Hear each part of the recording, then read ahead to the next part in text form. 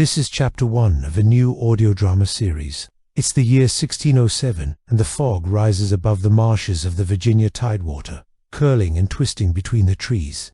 High above, the canopy of ancient oaks and hickory limbs form a thick, impenetrable ceiling unbroken by the silver thread of sunlight. The air is still, heavy with the smell of wet earth and decaying wood. Only the gentle lapping of the James River against the bank disturbs the stillness. The current flows relentlessly seaward, carrying with it the secrets of a land untouched by the hand of man, or so it seems. For somewhere deep within this green and silent world, two people are running for their lives. Their breath comes in ragged gasps. Behind them, the forest echoes with the pounding of drums and the triumphant cries of pursuit. Ahead, there is only the dark and beckoning gloom of the trees. The river is here somewhere close. They can hear its music over the drumming, but where exactly it is, they do not know. And with each labored step, the pounding of their hearts grows louder and louder, until at last it overwhelms all other sound, drowning out the voices of the pursuers and even the murmur of the river.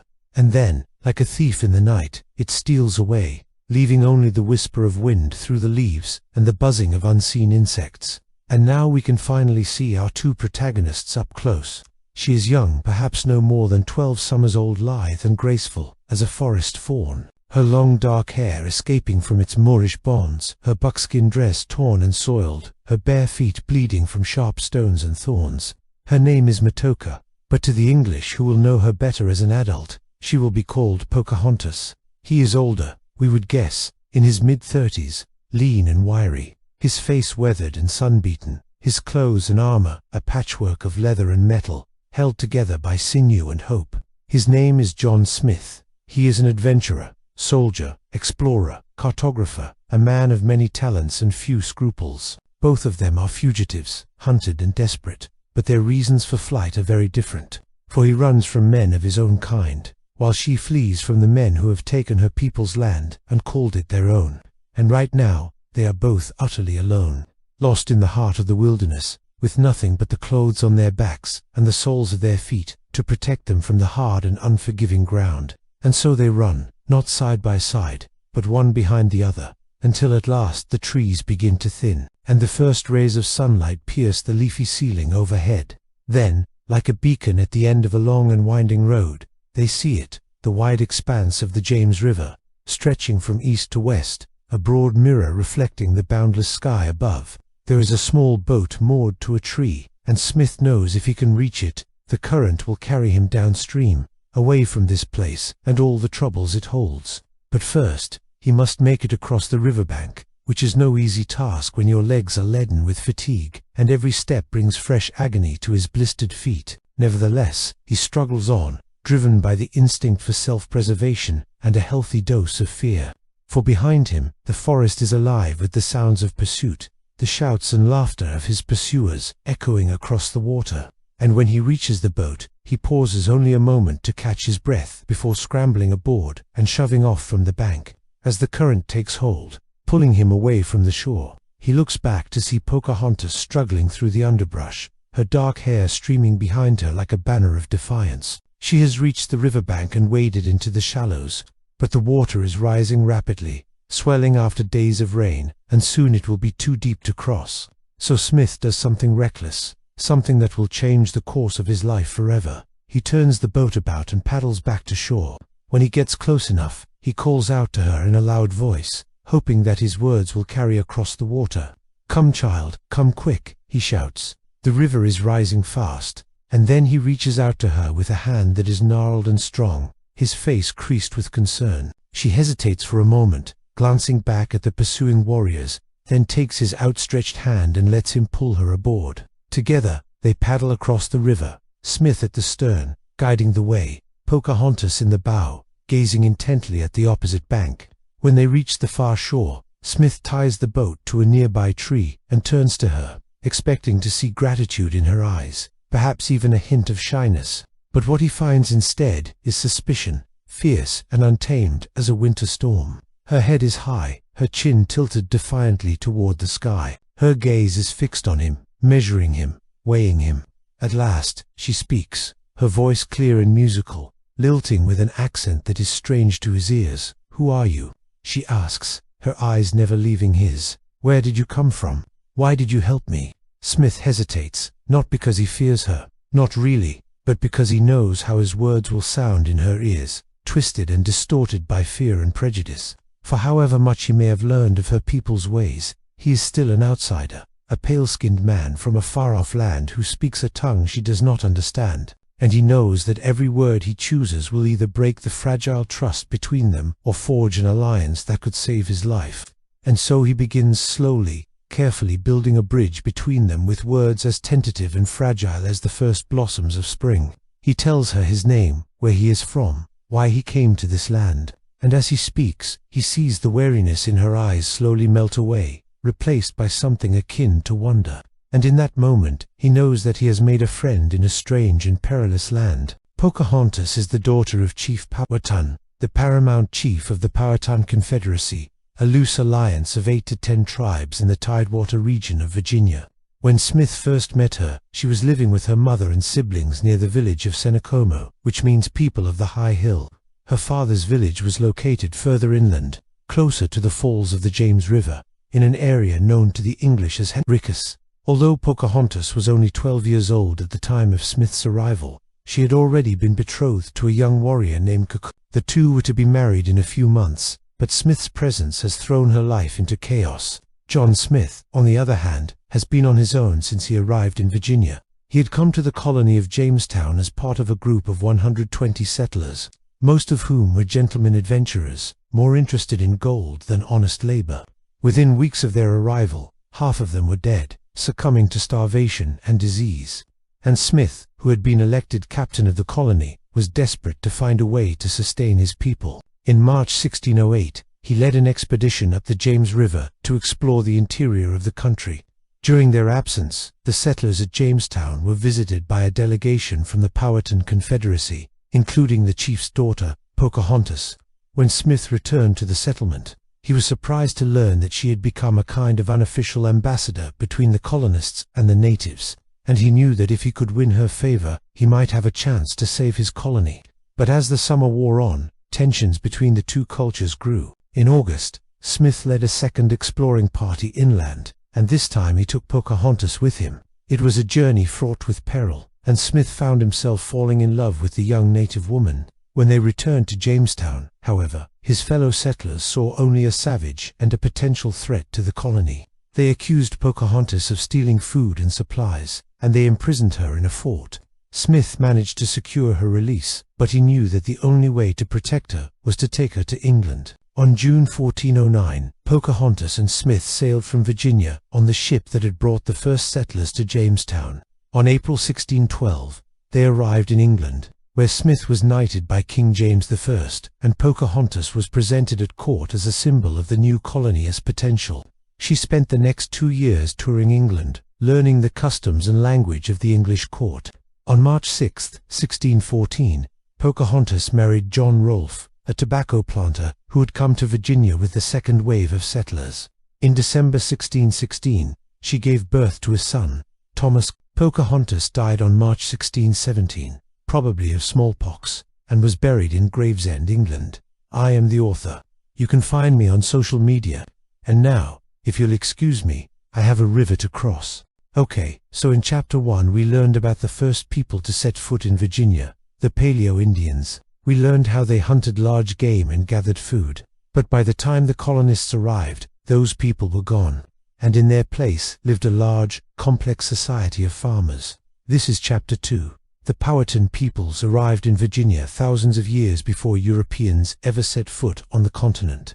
And by the time they did arrive, the Powhatan had built a large society with several villages, thousands of people, and an intricate system of agriculture and governance. Now, when we talk about the Powhatan, it's important to remember that we are talking about a confederacy, not a single tribe. The term Powhatan was actually given to them by the colonists because they could unpronounce the name of the chief who would become known as Chief Powhatan. His real name was Wahunsanako, and he was the chief of the paramount village of Werovokomoko. Now, there are some scholars who say that the word Powhatan means something like he who keeps his face toward the sunrise. That's just one story. There are others, but either way, that's the name we'll be using for this episode.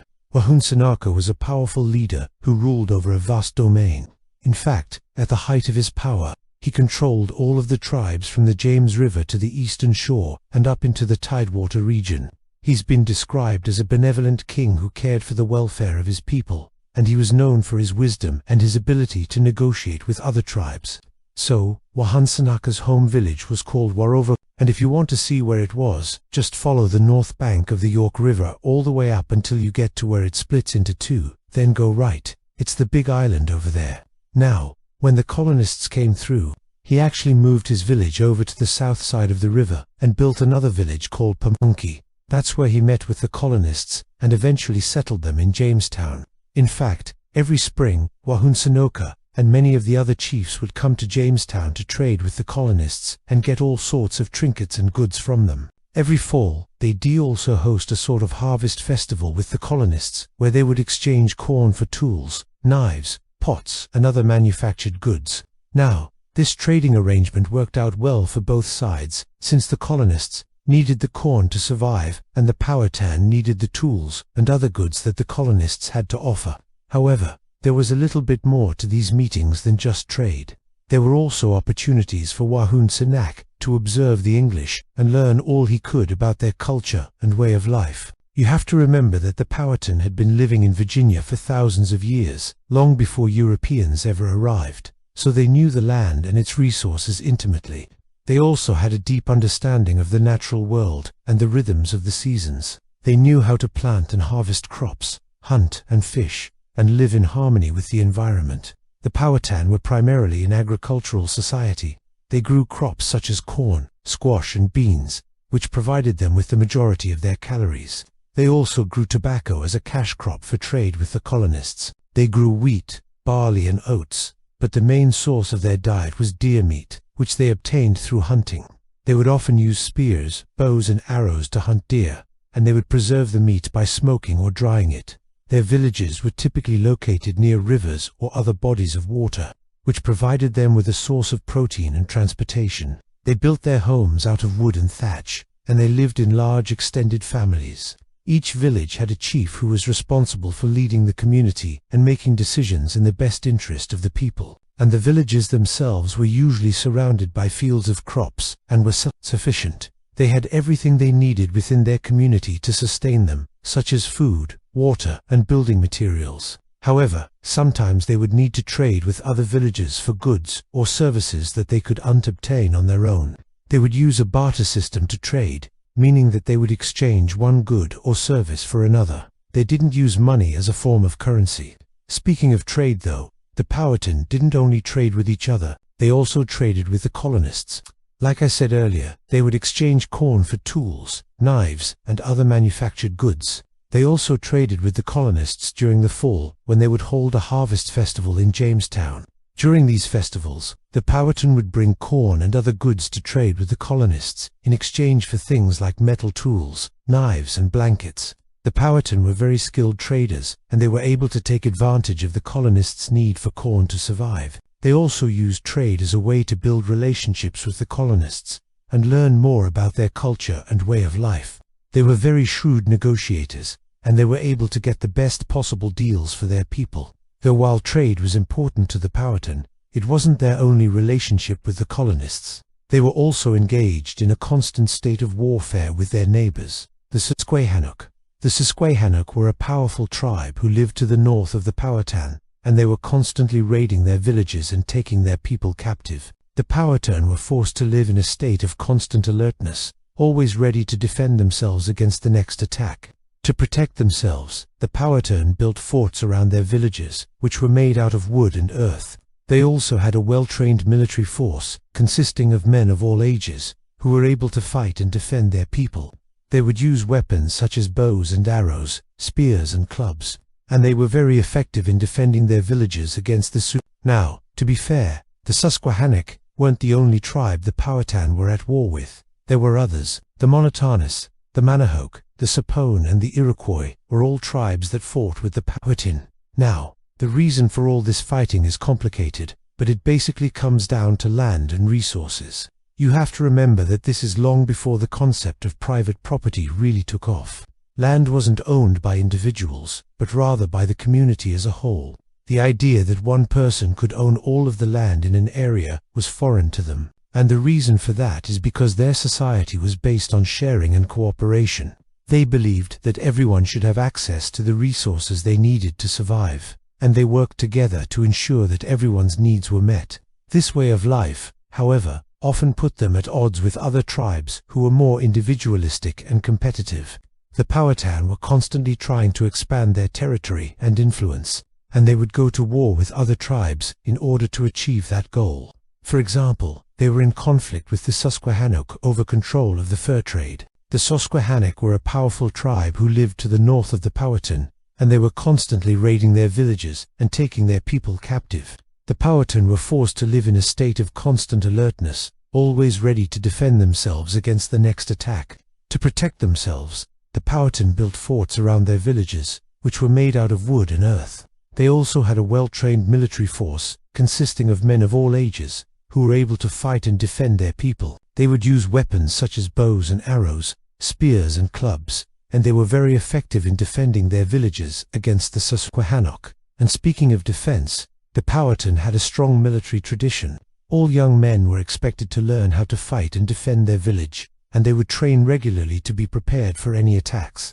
They had a well-organized military structure and would often form alliances with other tribes in order to strengthen their forces. The Powhatan were also known for their use of stealth and cunning in battle, and they were able to use the terrain to their advantage to outmaneuver their opponents. Despite their best efforts, however, the Powhatan were eventually defeated by the Colonists in a series of battles. The Colonists were able to use their advanced weapons and tactics to overpower the Powhatan, and they were also able to take advantage of the Powhatan's lack of immunity to European diseases.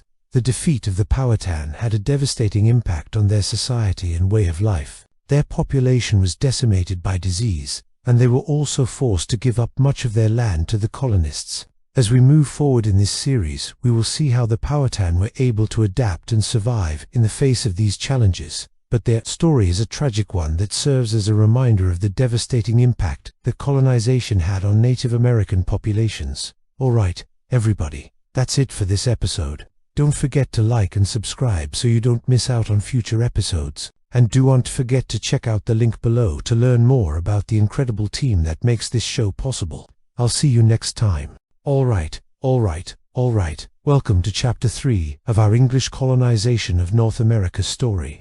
And this is where we're going to do what we haven't really done in any other episodes so far, and that is follow the ships across the Atlantic Ocean, because up until now all of our stories have started when they got there. But in this one, we are going to start back in England and follow them across the sea. So buckle your swashbuckling belts and prepare to set sail, because today we are sailing to the New World, or at least we will in a minute. First, we got to hear about how they got the idea to go there.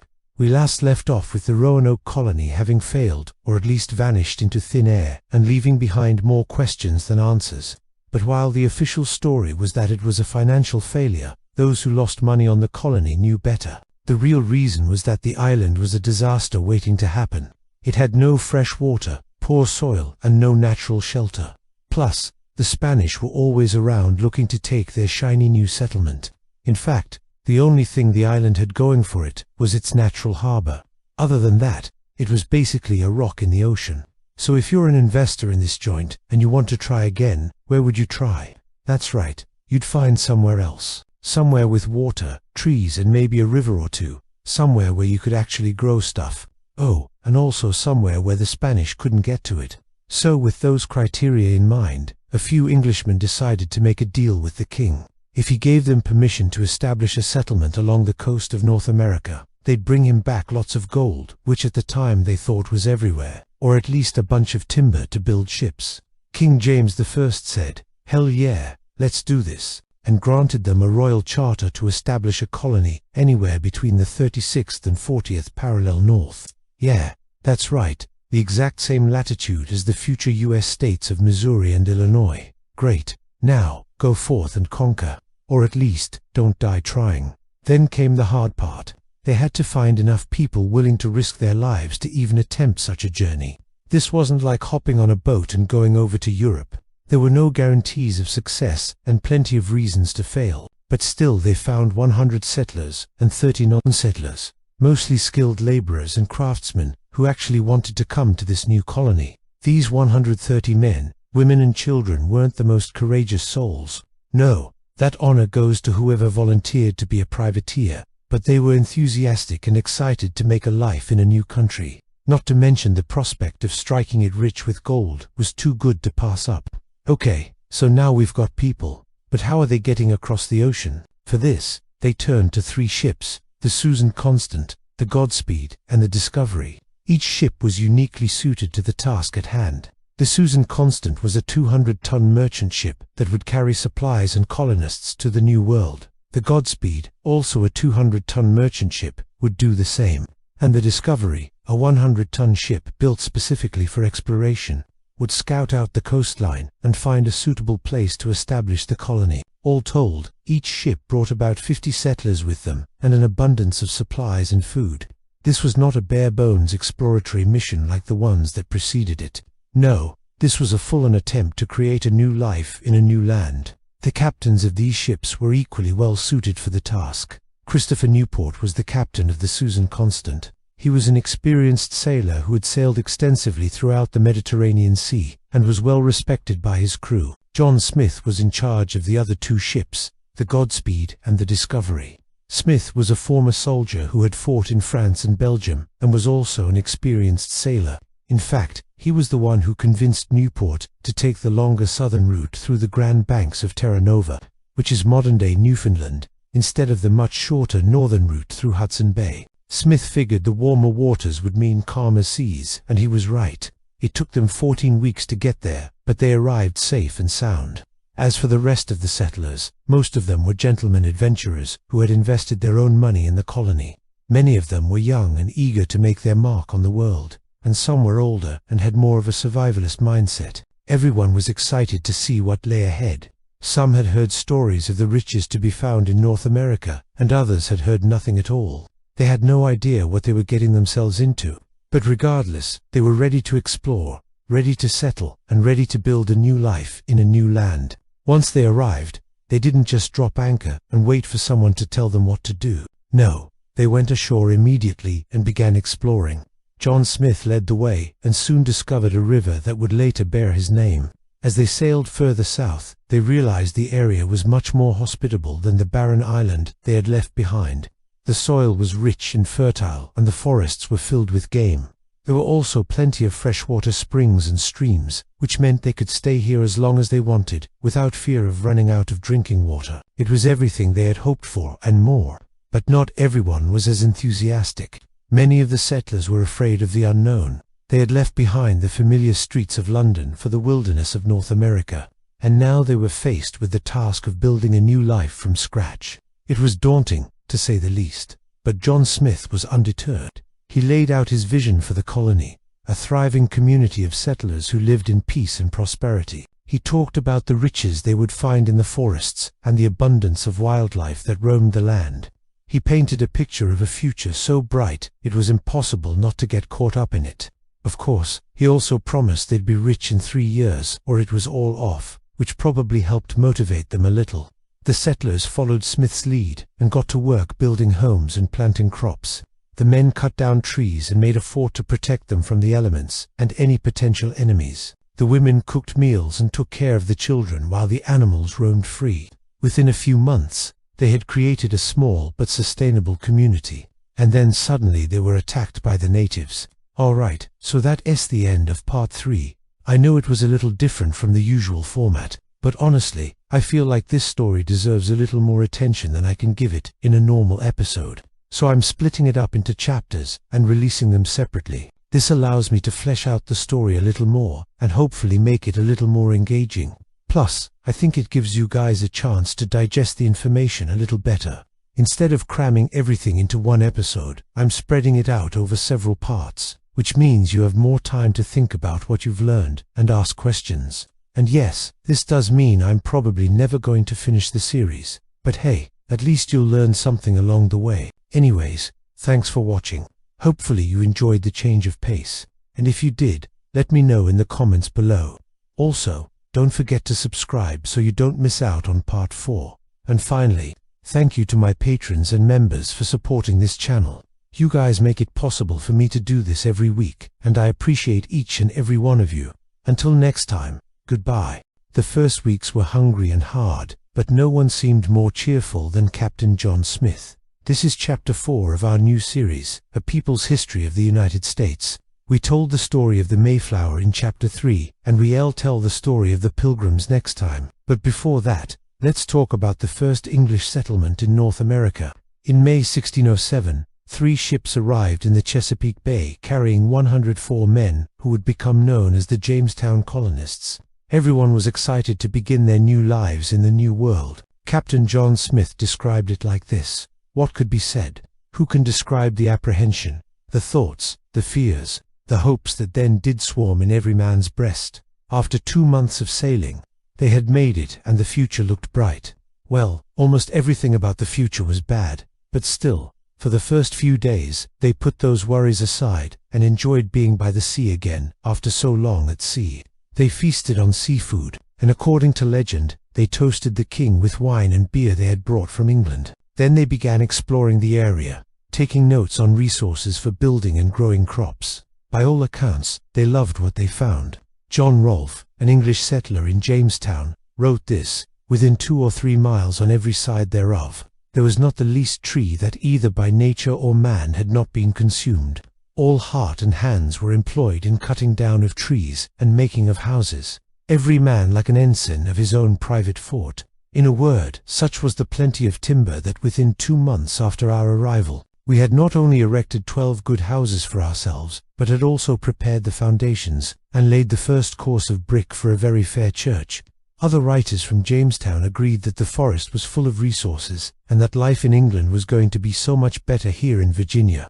One of them wrote, "If any come here with thoughts of getting wealth, he shall carry hence as well store of riches as his ships can take in, and his heart desire." They named the settlement Jamestown after King James I, and started planning for the future. And then they ran out of food. So there was just one problem with this paradise that they had found. The water, the beautiful water, wasn't really water at all. It was brackish water. That's salty water mixed with fresh water. It came from the river, which was full of salt because it was, itself, connected to the ocean. This meant they couldn't drink it without purifying it, which took a lot of work.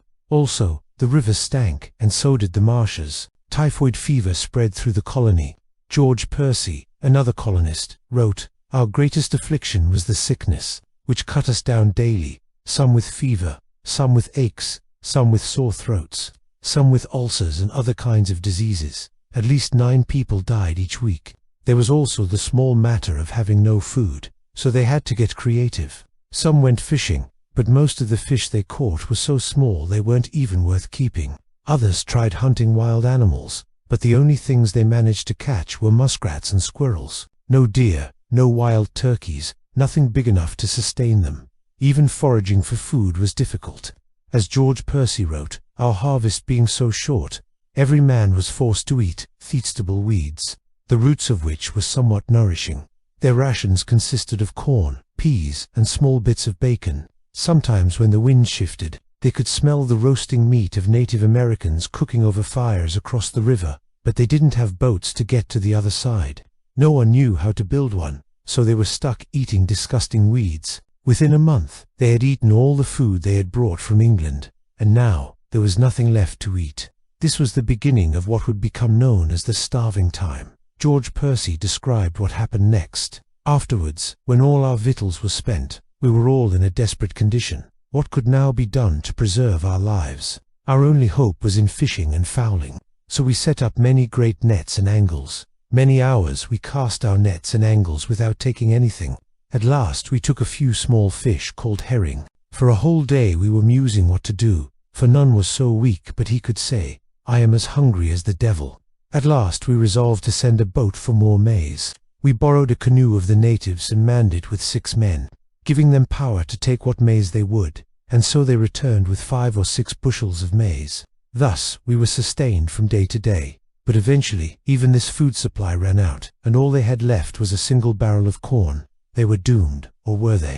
Well, maybe not. Captain John Smith had a plan. He sent 4 of the strongest men across the river to find food, and they returned with 3 deer.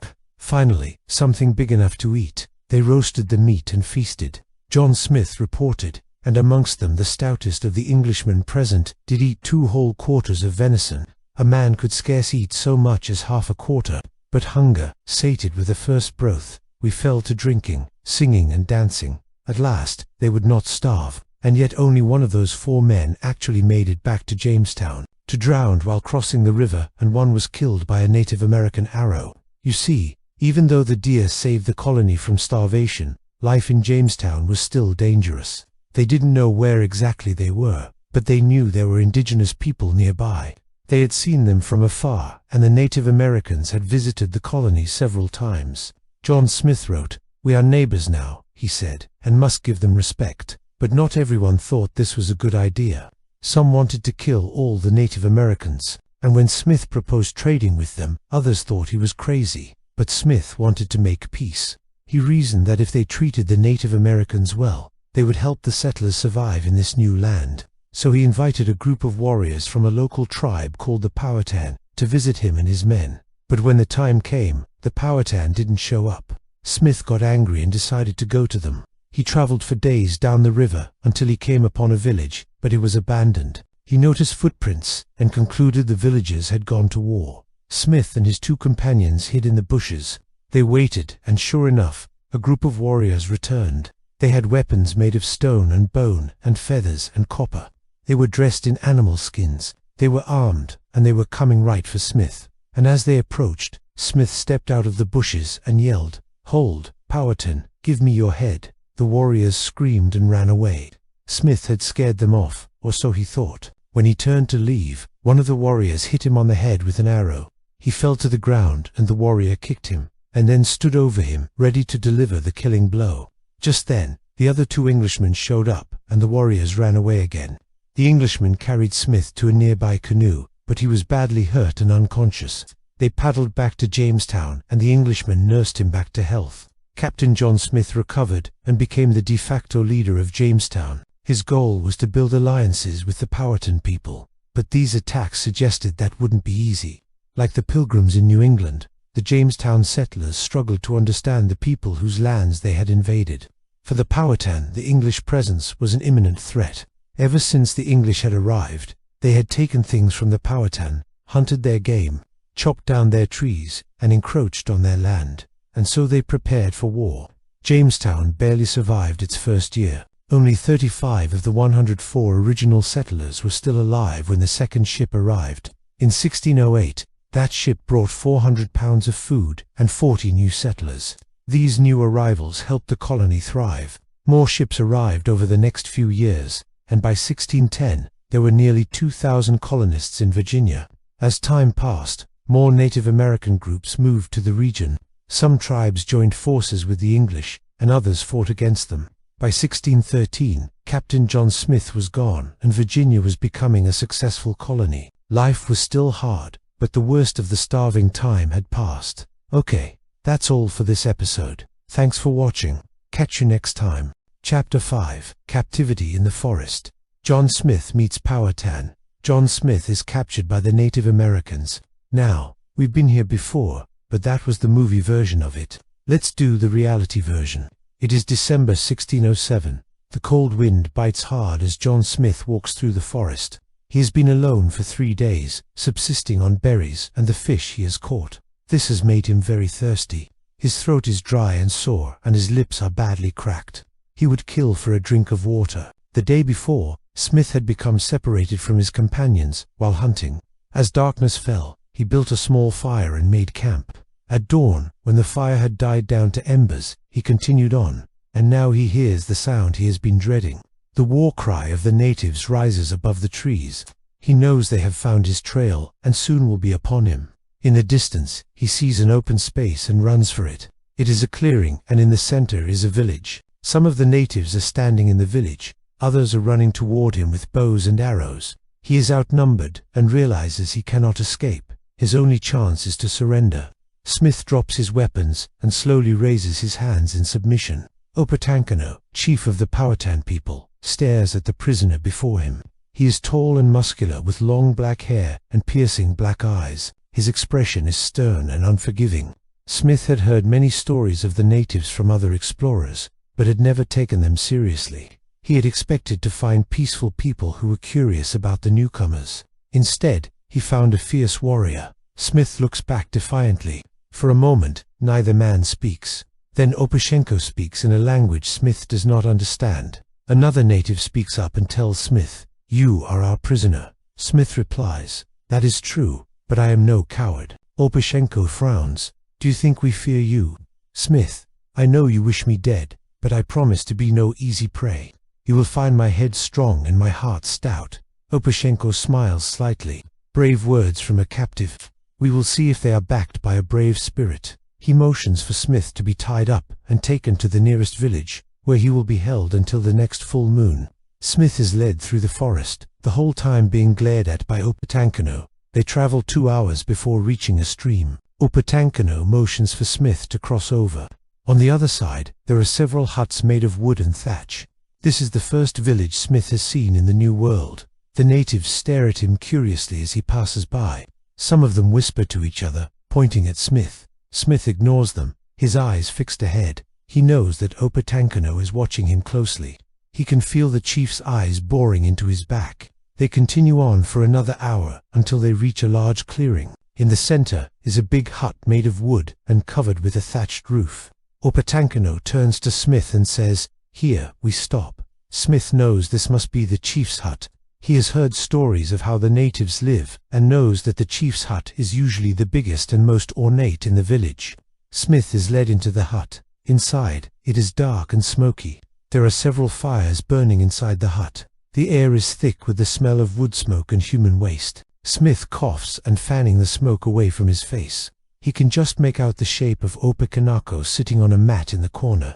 The chief motions for Smith to sit on the ground in front of him. Smith does so. He is still bound hand and foot. Opakanako leans forward and looks intently at Smith. "Who are you?" he asks. Smith hesitates. He knows that everything he says will be interpreted with suspicion.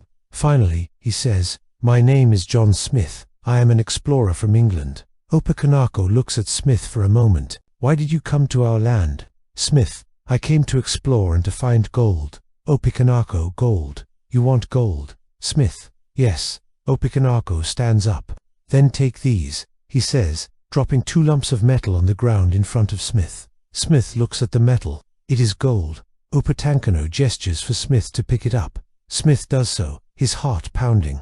He looks up at Opatankano and says, "These are not much use to me. I need more." Opatankano shakes his head. "You do not understand. These are all the gold you will get from us." Smith knows he is in trouble. Opatankano is angry. He stands up and paces back and forth in front of Smith. "You come to our land and steal our stuff, and then ask for more. Do you think we are fools?" Smith, "I am sorry. I did not know." Opatankano stops pacing and looks down at Smith. "There is no excuse for what you did. You will be punished." Smith stands up.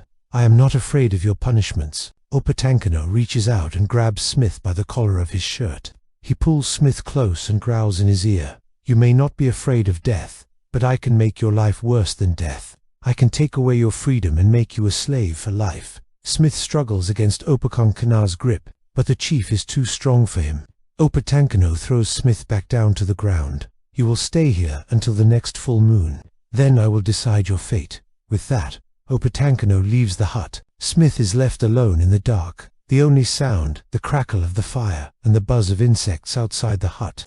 As night falls, Smith lies on the ground, his stomach growling. He is hungry, but there is nothing to eat in the hut. He gets up and walks around, examining the hut. There is nothing of interest. He goes to the entrance and looks out. Through the trees, he can hear the sounds of the natives celebrating. They are having a feast. Smith can smell the food, but he is not allowed to join them. He turns and walks back into the hut. He collapses on the ground and goes to sleep. Smith spends his time exploring the area around the hut and hunting for food. He manages to catch a few fish and kill a deer, but he is still hungry and thirsty. He is starting to lose hope. He knows that Opatankano is planning to sacrifice him. Smith is taken back to the village where he had been held captive. The journey takes 3 days. Smith is weak and emaciated. When he arrives, he is carried into a hut. Inside, he is laid on a mat. A fire is built in front of him. Soon, Opatankano enters the hut. He sits down in front of Smith and asks, "So, Englishman, how do you like living among the savages?" Smith looks up at Opatankano. "I hate it," he says. Opatankano smiles. "I thought as much. But you have one last chance to redeem yourself. You can do one thing for us, and we will let you go free." "Opatankano, we want to know more about your country. We have heard rumors of a great city to the north." He knows that if he agrees, he will never see his home again. But he also knows that if he refuses, he will be killed. "Very well then, we will set out at dawn. If you lead us there, we will let you go free." Opatankano looks at Smith for a long moment. Then he turns and walks out of the hut. Smith is left alone in the darkness, the fire crackling in front of him. Will he lead the natives to the English settlement, or will he find a way to escape? Stay tuned to find out. That was Chapter 5. Please comment below and tell me what you think is going to happen next. Also, please subscribe so you don't miss the next chapter. In the story of Pocahontas, the most famous rescue is when she supposedly shielded John Smith from execution by the chief of the Powhatan Confederacy. Historians say that this event never happened, but I think that they're wrong. And in this chapter of our series, I'm going to give you my reasons why. Hello everyone. I'm known as the Black Sage on the internet, and I'm bringing you another exciting episode in our series on the life of Pocahontas. If you like what I do here, be sure to subscribe and follow along with us every Friday for new adventures. The year before, Chapter 5, we talked about how John Smith got captured by the native people in the Virginia colony and taken before Chief Powhatan. When he was brought before the big chief, it was decided that he would be put to death. But at the last minute, a young woman named Pocahontas intervened. She begged her father to show mercy on the prisoner, and so he was set free. That much of the story is well known and has been repeated many times. But after that, there are two different versions of the tale. The one that most people know says that Pocahontas saved Smith because she liked him and wanted to marry him. However, in some other tellings, Pocahontas isn't motivated by romantic love, but instead by an affection for the man that she sees as a Christian. In both stories, though, she rescues him out of the goodness of her heart. The problem with these stories is that they come to us through the descendants of the English colonists. They were written long after the death of Pocahontas, and have no basis in fact. Historians say that this rescue never happened, and that it was made up by the early colonists. However, if you read between the lines of their writings, it's pretty clear that they believed the story to be true. This is because they wrote of the rescue as something that everybody knew happened. For example, in a letter written by one of the colonists, Robert Beverley, he said that he heard the story of Smith's capture so often that he stopped believing it. He goes on to say, "And indeed, when I came into the country, I found the general opinion concerning it to be just the contrary, that Mr. Smith had been really taken prisoner by the savages, but had been saved by the daughter of the very man who had sentenced him to death." Obviously, he's saying that the general consensus of the people living in Virginia was that the rescue did happen. The idea that it didn't was his own. Another example can be found in an 1857 book called The Scottish Galliveedian Encyclopedia. In it, Alexander Brown writes that the rescue was an act of providence, saying that Pocahontas threw herself at the feet of her father, and with the simplicity and elegance which distinguished her character begged that the punishment might be remitted. Her intercession was successful, and Smith was pardoned. Here, Brown is telling his readers that it was common knowledge that Pocahontas begged her father to spare Smith's life, and that everyone knew that her pleas had been successful. Now, the reason historians have discounted this story so much is because they say that it would have been impossible for Pocahontas to have saved Smith. We don't know exactly how old she was at the time, but scholars agree that she was still a child. This is obvious when you read a letter written by John Rolfe, her future husband, in which he refers to her as a wee innocent. Most historians agree that she was probably between the ages of 10 and 12 at the time. So, if she was such a young girl, how could she have possibly convinced a powerful chief like Powhatan to change his mind? Well, the first thing we have to ask ourselves is, how young is too young? I mean, even today, children speak up for what they believe in. Kids strike up conversations with strangers and even stand up to bullies. Children aren't always as helpless as some people think they are. However, even if Pocahontas was brave enough to defy her father, how could she have convinced the rest of the council to let Smith live? To answer that question, We have to remember that we're talking about the early 1600s. Back then, children were expected to be seen and not heard. While most kids wouldn't talk back to their parents, it wasn't unheard of for them to plead with their folks for mercy. Also, during the early colonial period, natives in the southeast believed that the English were superior to them. They saw the colonists as more advanced because they had better tools and weapons. So maybe Pocahontas could have convinced them to spare Smith, but why would she have wanted to? Historians say that she only saved Smith because she fell in love with him, but that doesn't make any sense. At the time, the English colonists were at war with her people. Her tribe was killing English men, women and children, and she would have been taught that they were less than human. It's as unlikely that she would have been able to look past all of that to see the good in Smith. Instead, I believe that Pocahontas saved John Smith because she was curious about him. Let me explain. When she met Smith earlier, when he was out hunting, she was quick to engage him in conversation and learn about his culture. And when he was brought before the council, she asked to speak with him alone. In those 2 meetings, the pair probably talked for hours. During that time, Smith would have told her many stories about life in England, and she would have asked him hundreds of questions. Now, keep in mind, this is long before the Mayflower and the Jamestown colony was the only settlement of English people in North America. Pocahontas would have never heard the English language before, and may not have ever heard of Christianity. She also wouldn't have known anything about English customs, art, history, government, food, or anything else. John Smith was literally a walking encyclopedia of everything she had ever been curious about.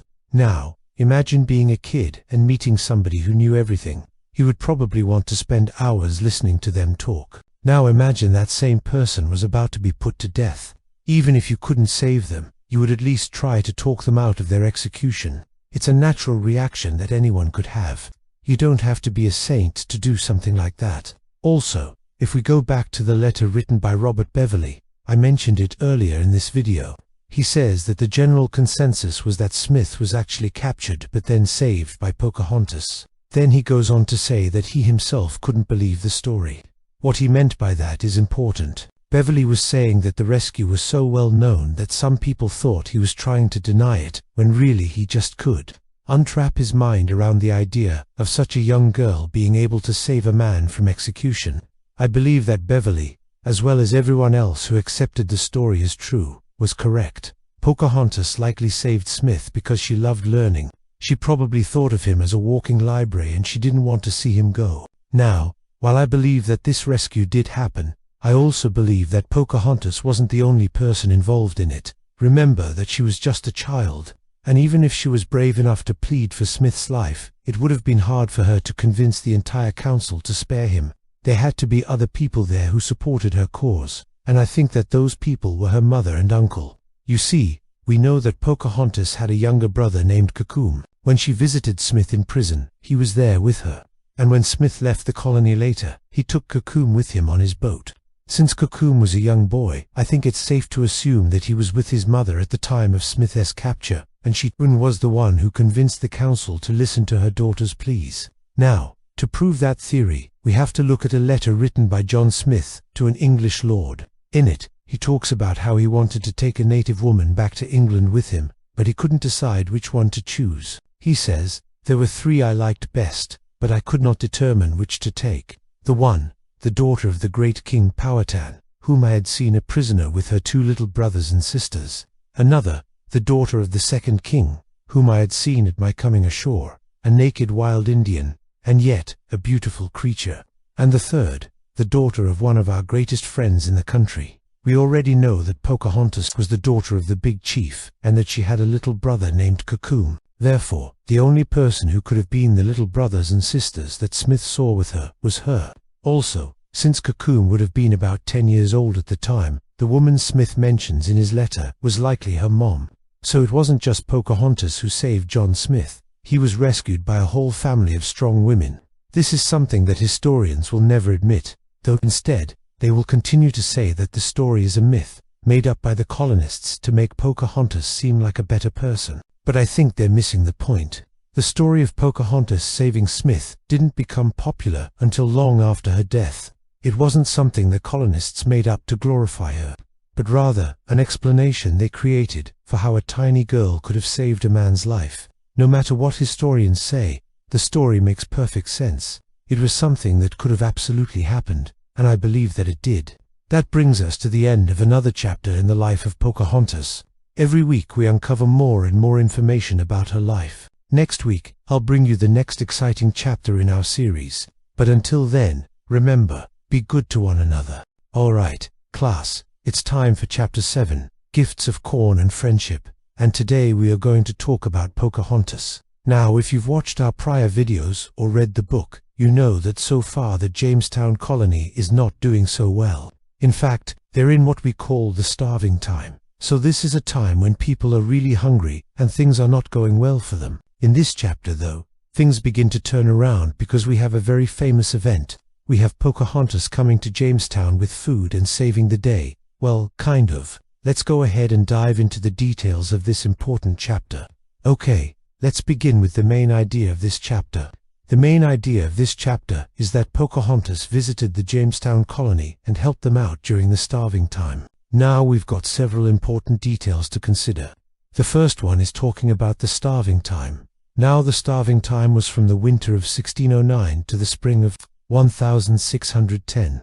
This was a period when the Jamestown colony almost starved. They didn't have enough food. People were very sick and things were looking very grim for the English colony. Then Pocahontas comes on the scene and she helps them out. And when we say helps them out, she brings them food and she's basically an intermediary between the Powhatan and the English. She goes back and forth. She shares messages, she shares gifts, and she even warns the English at times of things that are going to happen. So this is the second detail. Pocahontas is an intermediary. She is an intermediary for her father, Chief Powhatan. She delivers messages for him to the English. Now, those messages aren't always pleasant, and that's the third detail we need to consider. Sometimes these messages from Chief Powhatan are threats or warnings to the English. For example, in one instance, he wanted them to leave his daughter alone.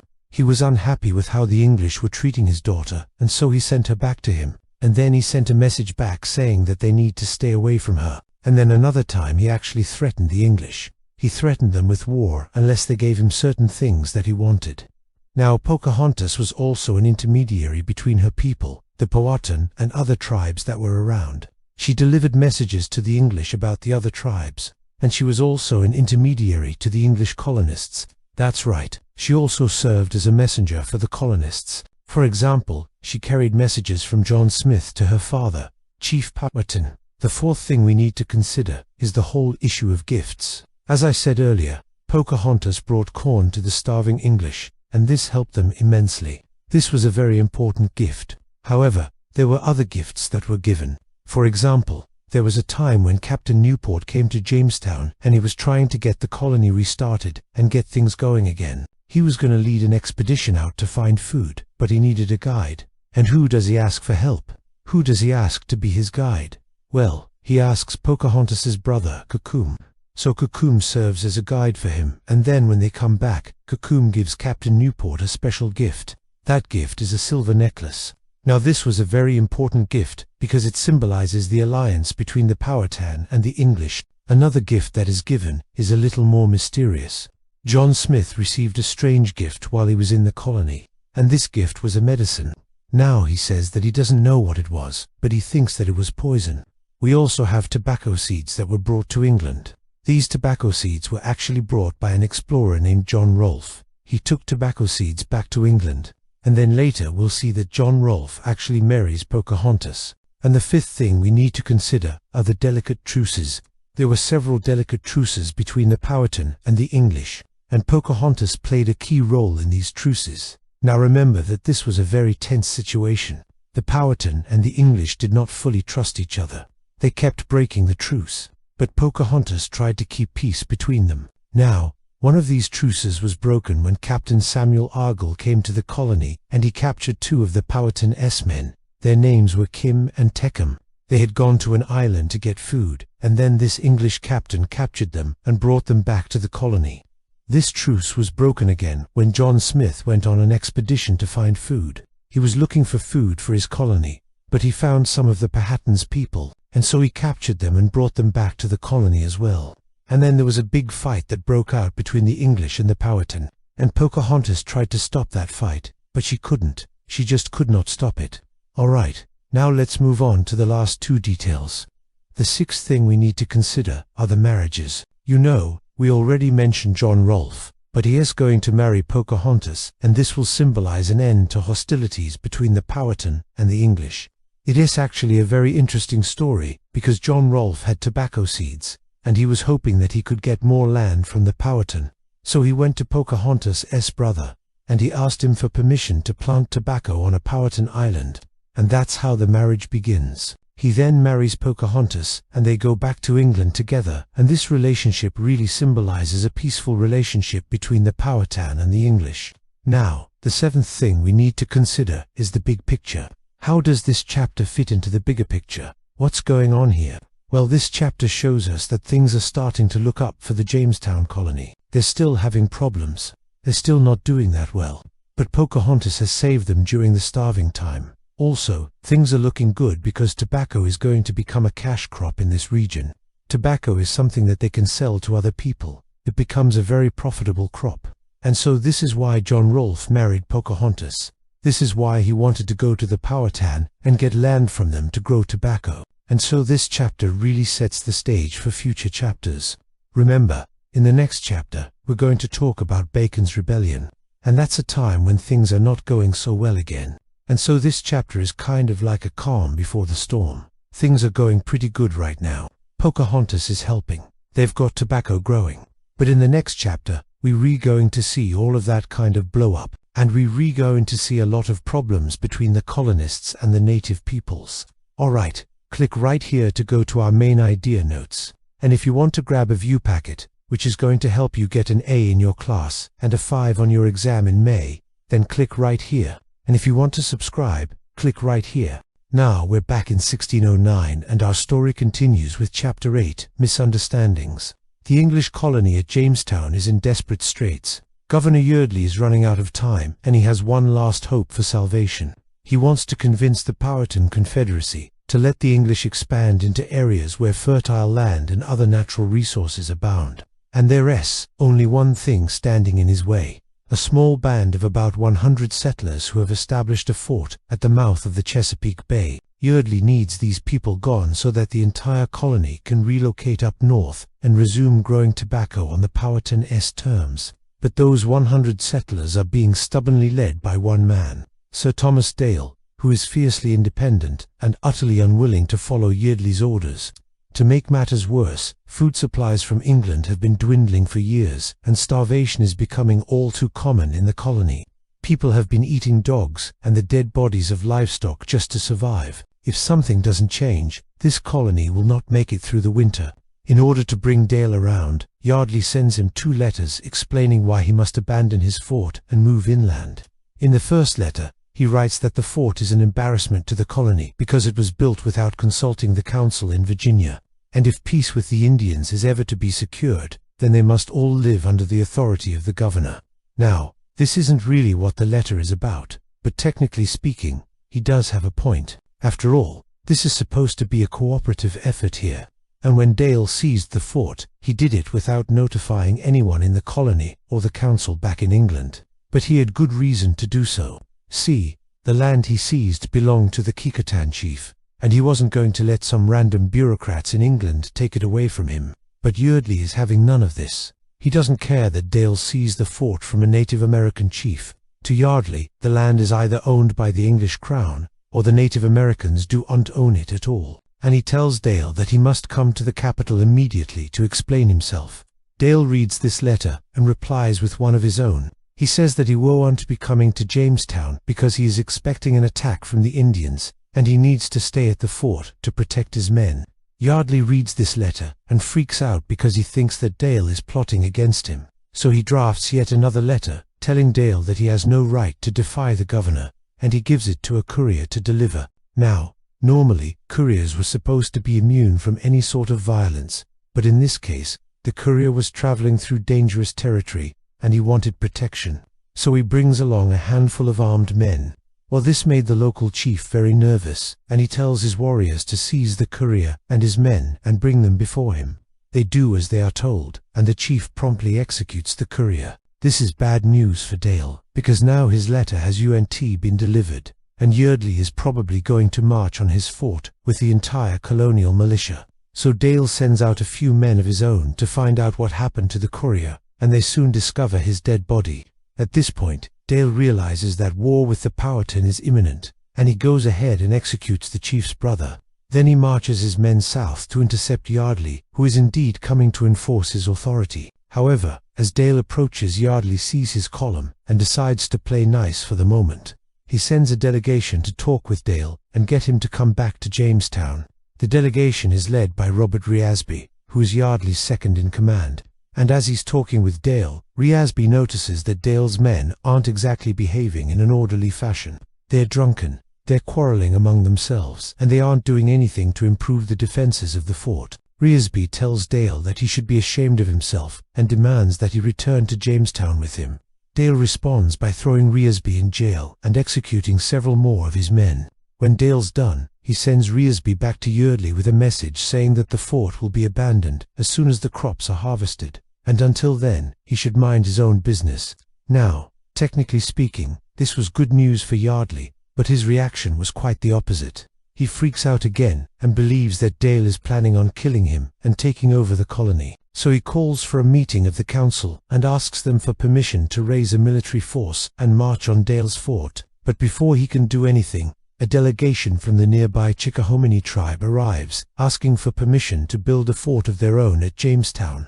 Now, the Chickahominy were neutral in the ongoing conflict with the English, but after hearing about the massacre at Dale's fort, they want to protect themselves. Yeardley agrees and allows them to build their fort, which only makes Dale even angrier. And when he hears that Yeardley is arming the Chickahominy, he assumes that they're going to attack him. So he leaves the fort with 20 men and heads south to find Yeardley. He intends on killing the governor and ending this conflict once and for all. However, before he can do anything, he is captured by the Chickahominy and brought before their chief, who happens to be his old friend, Captain Neckerton.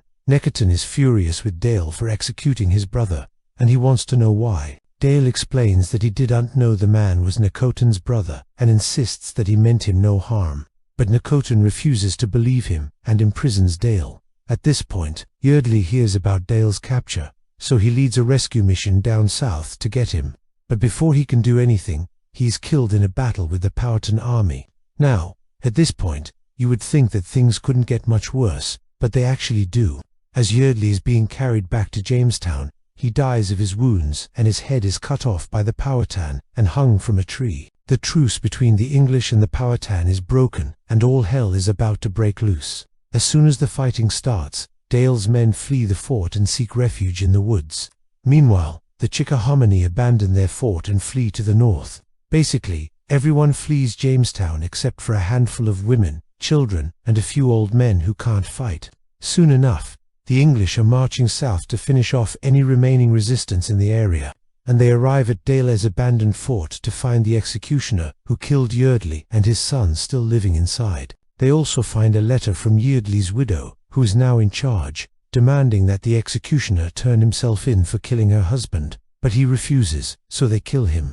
Then they execute several more Powhatan who refuse to give up. Finally, the English find the chief of the Keckerton tribe, who gave Dale the land that he seized. He's also responsible for killing the English courier, and he refuses to bend the knee to the English, so they put him to death. Meanwhile, Captain Neckerton, who is the chief of the Chickahominy, is hiding out with a group of friendly natives in Florida. He wants to escape the English, but he has nowhere to go.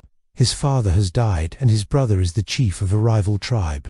Plus, he doesn't want to live under the thumb of the English, and he knows that if he returns home, they'll force him to.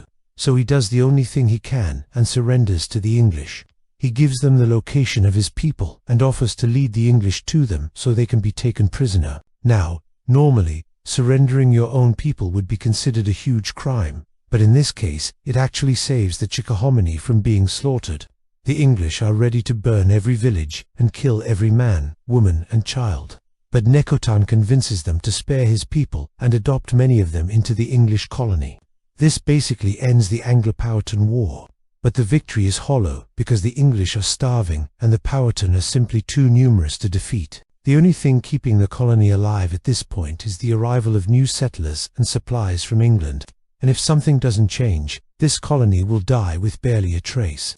I hope you enjoyed learning about Chapter 8, Misunderstandings. Join me next time for Chapter 9, New Hopes. And remember, if you sign up for a subscription, you'll get access to 3 additional chapters per month. Chapter 9, Abduction. In the last chapter, we saw how Pocahontas's brother, Kokum, led an attack against the English fort at Henricus, and although he was killed in the fighting, the attackers were able to plunder the fort before the English could mount an effective defense. As we saw, the English were taken completely by surprise. They had no idea that the friendly Native Americans they had been dealing with for years would suddenly turn on them without provocation. Yet, what the English didn't know was that their most valuable captive wasn't even present during the attack. Pocahontas, daughter of the great chief Powhatan, had been visiting her father at his village several miles away when the attack occurred. When news of the attack reached her, she immediately began crying out to the Great Spirit to protect her people. Pocahontas had become very fond of the English over the previous few years. She had spent many hours playing with the children and conversing with the adults. She admired their ingenuity and appreciated their desire to learn about her culture. In particular, she had developed a fondness for John Smith, who, despite his gruff exterior, had always treated her with kindness and respect. He, in turn, held her in high regard as well, and often marveled at her intelligence and curiosity.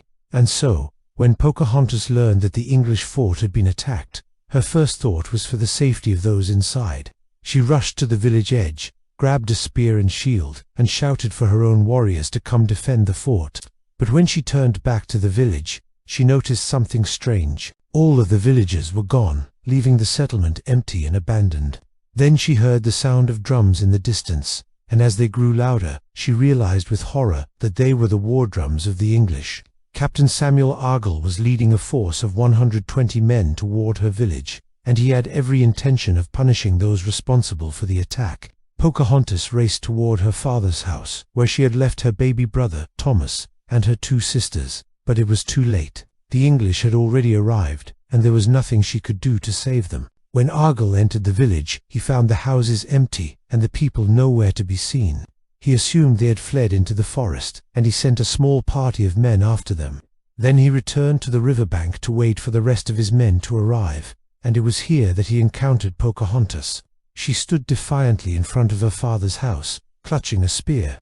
She did not resist when Argall ordered her to drop her weapon and come with him. She knew that it was pointless to fight back, and besides, she felt that she owed the English an explanation. As she walked toward Argall's boat, she saw the body of her brother Kokum lying on the ground. She fell to her knees beside him and wept.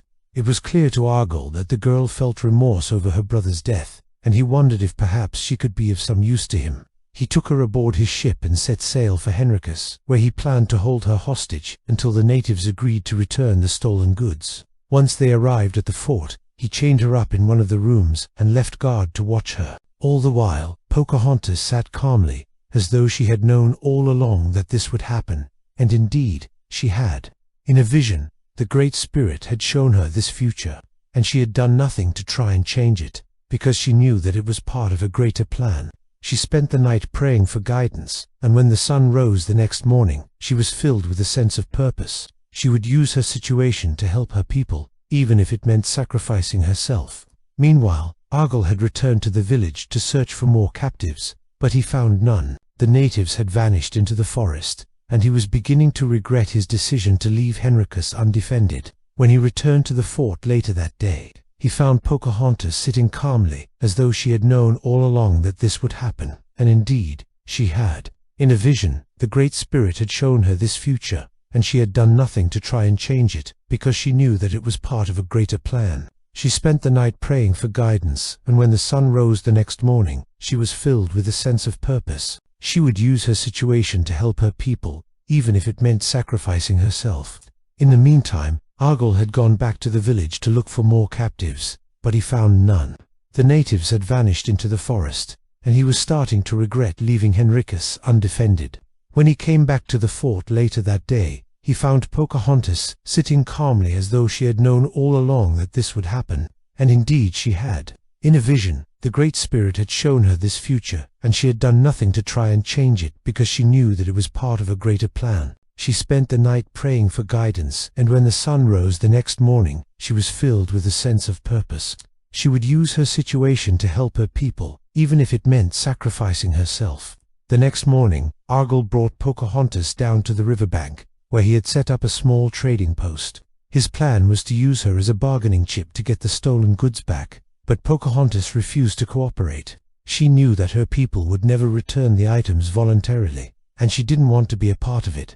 So instead, she decided to escape. She waited until Argyll and his men went down to the river to collect water.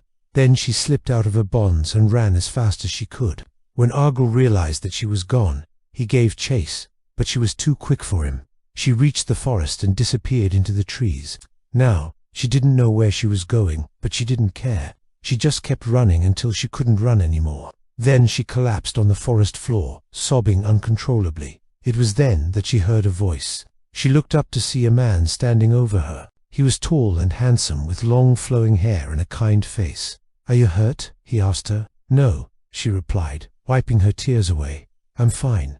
Come with me," he said. "I'll take care of you." And so Pocahontas followed the man into the forest. She didn't know who he was or where he was taking her, but she was too exhausted to care. She just wanted to rest. The man led her to a small cabin hidden among the trees. He helped her inside and then went to work making her a fire and getting her food and drink. "Who are you?" she asked him. "My name is John Smith," he replied. "And you are?" "Pocahontas," she said. "I am the daughter of the great chief Powhatan." Smith was surprised to hear this. He had heard of Pocahontas and her father, but he had never met either one of them. "How did you escape your captors?" he asked her. "I didn't," Pocahontas replied. "They brought me here to this place. I think they wanted to trade me for the things I had stolen." "Well, you're safe now," Smith said. "You can stay here as long as you like." And Pocahontas did stay. She stayed for weeks, eating Smith's food, drinking his water, sleeping in his bed. She was so comfortable around him that she forgot all about her worries and troubles. One evening, as they were sitting by the fire together, Smith reached out and took her hand. "I want to ask you something," he said. "What is it?" Pocahontas asked. "Will you marry me?" he asked her. And Pocahontas didn't hesitate in her reply. "Yes," she said. "I love you, John." And so they were married, and Pocahontas took on a new name, Rebecca. But even as she enjoyed her new life with her husband, a part of her couldn't help but wonder about her old life. She missed her people and her homeland. She had left them behind so that she could be with John, but now she wasn't sure if that was the right decision. John Smith understood how she felt, and he wanted to help her. He knew that she needed to return to her people, but he also knew that if he let her go, he might never see her again. And so he did something that he never thought he would do. He took Rebecca back to her father's village. When Pocahontas saw her father again, she fell into his arms, sobbing. He had aged greatly in the time she had been gone, and she could see that he missed her very much. After spending some time with her family, Pocahontas returned to John Smith and told him that she was ready to go back to England with him. She had made peace with her father, and she was eager to start a new life in England. And so they left the New World and returned to England, where they lived happily ever after. Except that's not how the story goes. We'll tell you how it really ended in the next chapter. This has been Chapter 9 of the real story of Pocahontas. If you liked this episode, please subscribe so you don't miss the next one. Also, be sure to check out our other videos, which bring you the craziest and most exciting historical tales from around the world. Until next time, stay awesome, stay educated. Hey there, history lovers. This is Chapter 10 of our Colonial America series, covering the first English colony at Jamestown, Virginia. And this episode is called Pocahontas and John Rolfe. If you've been following along with our series since the beginning, then you know that the early years of the Virginia Company's settlement in Jamestown were pretty rough. In their first few years, they had to endure starvation, disease, conflict with the local Native Americans, and the wrath of several English governors who tried and failed to make their colonies work. Despite all this, though, by the early 1600s, things were starting to look up for the struggling colony. The Virginia Company had brought in new leadership and new settlers, and more than anything, they needed a new cash crop to help pay for the colony's expenses and turn a profit. Meanwhile, one of the leaders of the local Native American tribes was starting to get tired of fighting with the English. and he had an idea that might just bring his people lasting peace. Let's get to it. As we discussed in the last episode, one of the big problems facing the colony of Virginia was how hostile the native peoples were towards them. In particular, the English had a tense relationship with the powerful chiefdom of the Powhatan, which consisted of several smaller tribes grouped under the rule of the mighty chief Powhatan. Over the course of the colony's first few years, there had been several instances where the English settlers had ventured too far onto Powhatan land or poached game animals belonging to the natives, and these infractions resulted in violent confrontations between the two groups, resulting in death and destruction on both sides. The English colonists believed that they had the right to be in Virginia, because they had received a charter from King James I, which granted them the right to colonize the region. But to the Powhatan people, the concept of one nation owning another nation's land based solely on a piece of paper was ridiculous, and they didn't even believe that the English king was real. One day in 1607, not long after the founding of Jamestown, a young English girl named Pocahontas went wandering near the village of a local chief named Cocum and got captured by his warriors. She was only about 12 years old at the time, but Cocum saw her as a bargaining chip he could use against the English. You see, her father, Chief Powhatan, was the most powerful leader among the Powhatan tribes, and although he wasn't fond of the English, he knew that going to war with them would be costly and dangerous. So instead, he hoped to use captured English prisoners like Pocahontas to negotiate for more favorable terms.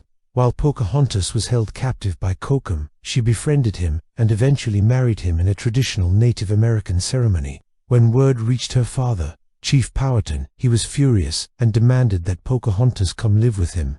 And because Cocum was also her husband, he was brought into Chief Powhatan's village as well.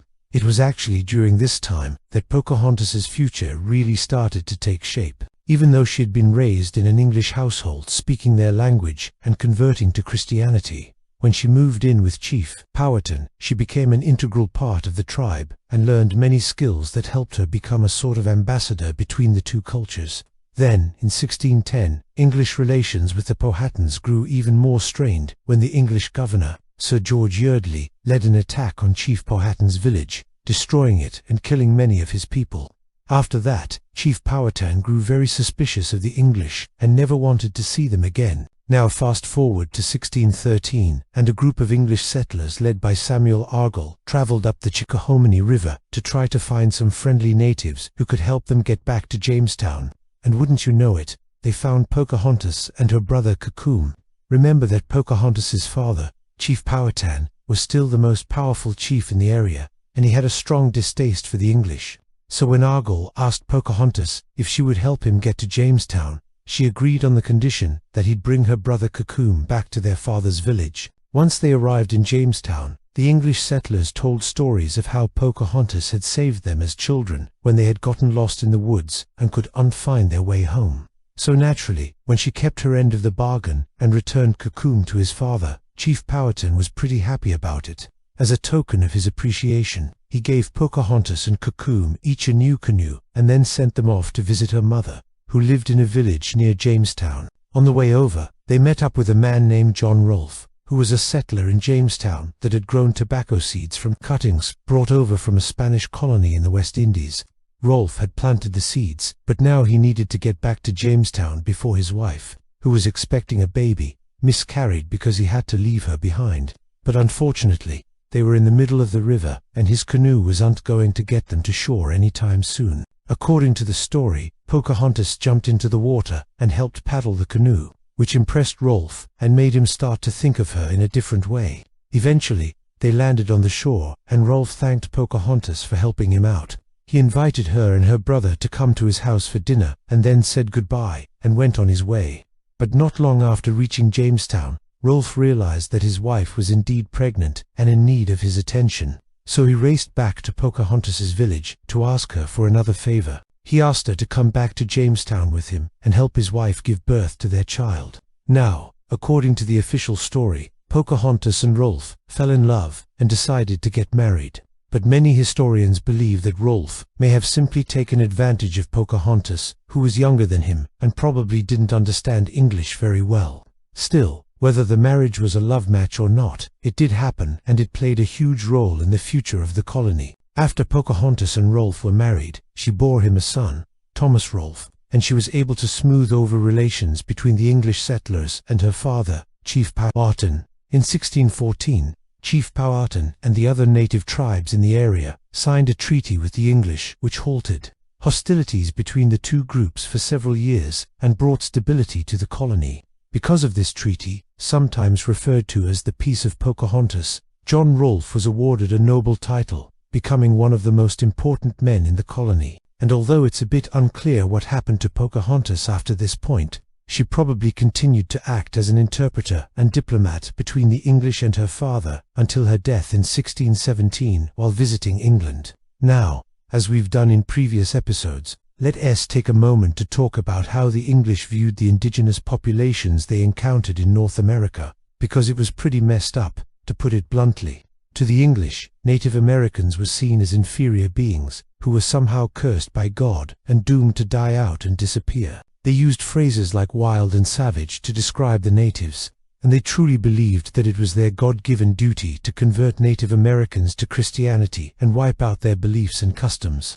They also thought that because native peoples didn't have written laws or a parliament, they weren't really civilized, and they tried to justify taking their lands because they believed that they were wasting it by not using it to grow crops and build cities. So given this attitude, it's interesting to see how the English reacted to Chief Powhatan and his people. While it's true that most of the English settlers looked down on the natives, there were some, like John Rolfe, who formed genuine relationships with them. Many of the English settlers were starting to realize that the natives were the uncivilized heathens they had once thought they were, and they began to respect them. Even the Virginia Company back in England began to see the wisdom in trying to maintain peaceful relations with the powerful chiefdom. The company recognized that Chief Powhatan's cooperation would be key to any hope of success in the colony, and they sent John Rolfe over to try to broker a deal. Rolfe and Pocahontas's marriage had already gone a long way in improving relations, but in 1614, both Powhatan and the Virginia Company wanted to formalize the peace treaty and ensure stability for the colony.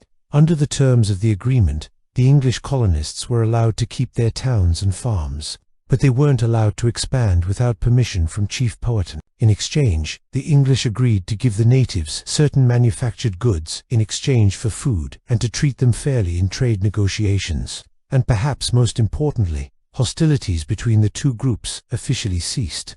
After signing the treaty, Chief Powhatan felt confident enough in the English's commitment to peace that he agreed to meet with English officials face to face.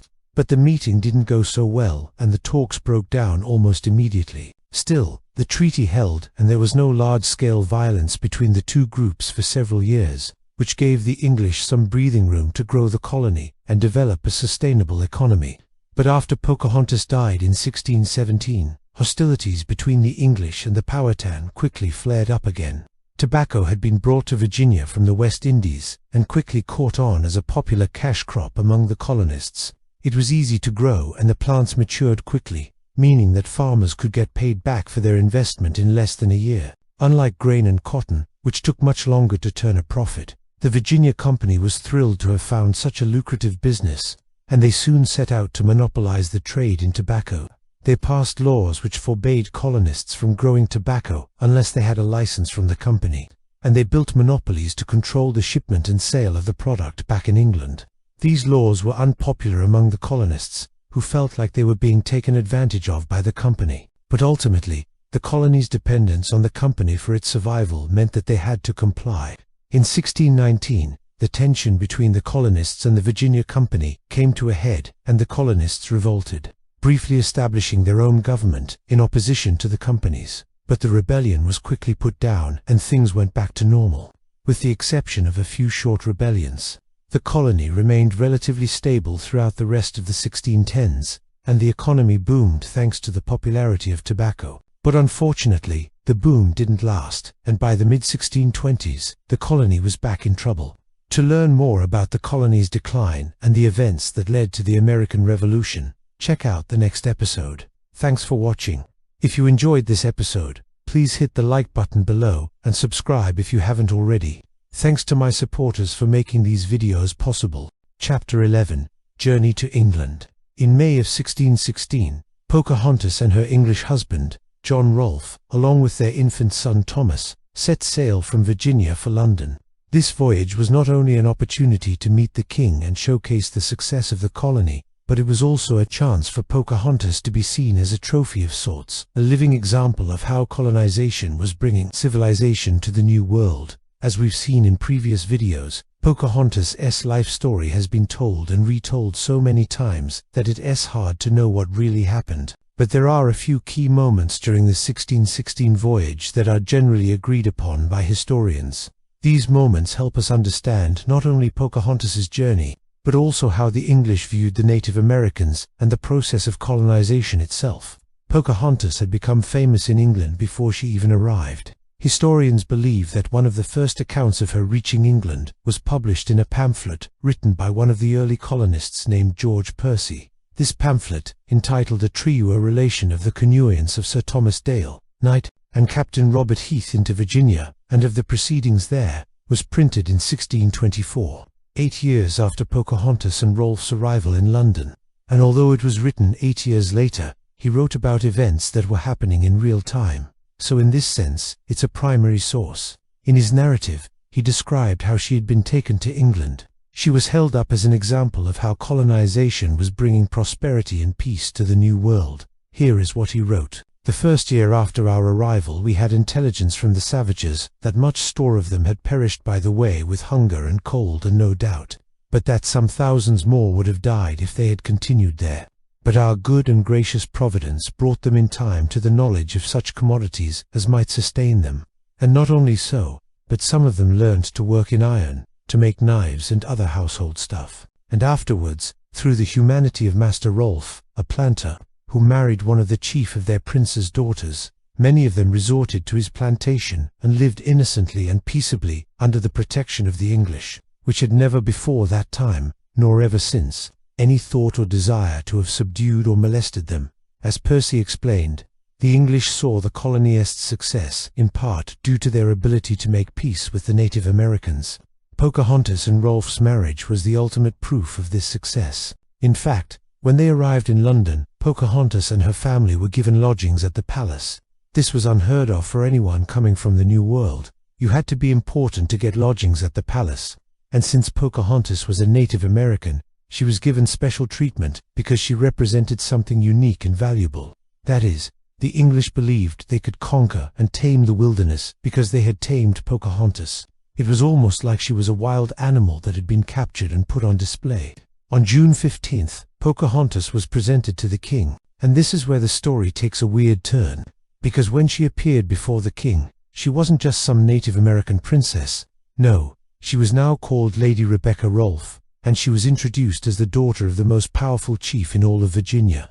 The English believed that the reason they were successful in colonizing Virginia was because they had the support of the local Native American tribes, and Pocahontas, as the daughter of the most powerful chief, represented this alliance. Here is how one writer described her introduction to the king. She was attired in a rich and curious gown of her own country, interwoven with shells and other ornaments.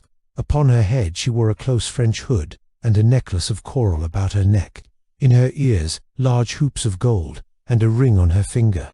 Her face painted with a harmless red, which she uses as a cosmetic. Her hair long and straight, and of a very deep black, intermixed with some strands of a reddish brown. Her eyes sparkled with a lively, sensible air. She reverently curtsied to the king, and after had a long discourse with his majesty concerning the state of that country, the commodities it produced, and the good husbandry of her husband, who had brought her up in the knowledge of the Christian faith. King James I was well aware of the rumors surrounding Pocahontas and John Smith, and during the meeting he asked her directly about him. Historians aren't sure how she responded, because there are different accounts of what happened next. We do know that she denied having been in love with Smith, but the details vary from there. One version goes like this: "Sir, I remember a time in my country when I was a child at play, that I knew an Englishman in Virginia, whose name was John Smith. He was much in my father's and my house, and I knew him well. And when I was about 12 years old, my nation gave him the name of Coca Fomies, because my brother and sister and all our people used to call me Pocahontas, which is as much as to say little wanton." Then quoth the king, "Was not this John Smith the same with him whom you after married?" She answered, "No, sir." Then said the king, "How came it to pass that they both had the same name?" She replied, "Because his name was Smith, who made so many scythes that he cut as much wood as one could do in a day." This account makes it seem like Pocahontas was ashamed of her relationship with Smith. She tried to distance herself from him, and basically implied that he was nothing more than a lowly woodcutter. Now, whether this was true or not, we can't be sure, but this was the version that she gave to the king. Now, before I move on, let me remind you that this channel is all about exploring early America, and one of the best ways that we can do that is through the stories of the people who were here during the 17th century. And one of the best stories from this time period is the story of Pocahontas and her interactions with English society. After her meeting with the king, Pocahontas and her family went back to Virginia. They spent 2 years there, and then they returned to England in 1618. She spent the next 3 years in England, and during that time, she converted to Christianity and took on an English name, Rebecca. She became quite popular in England, and many people wanted to meet her. Even though she was basically a prisoner of the English, she was still seen as a celebrity of sorts. And during her travels throughout the country, she met lots of interesting people. At one point, she even visited the famous playwright William Shakespeare. During this visit, Shakespeare supposedly recited some of his most famous lines to her. Here is how one account described this event. Shakespeare, being then at his best, and being a great friend to Pocahontas, was desired to divert her a little with some witty and merry conceits and ditties of his own composition, which accordingly he performed in such sort as both amazed and transported her to admiration, especially when he described the tempest and the calm, and the manner of the gods themselves did seem to hold their hands sometimes to suffer the storm to rage, and sometimes to stay it by their power. Yet, above all, when he described the manner of the fairies, which in some measure agreed with the notions of our American Indians, and yet more the manner of their enchantment, whereby they raised terrible tempests and still water with 1,000 other uncouth and rare conceits, she was so ravished that she could not contain her laughter. Now, this is a fun story, and it makes for good legend, but there's no way we can prove it actually happened. But there is one account that tells us about another person Pocahontas met while in England, and that was none other than John Smith himself. As I said before, there are different accounts of how Pocahontas felt about Smith, and whether or not she had loved him in the past. But in 1617, they were reunited in England, and apparently they embraced each other warmly.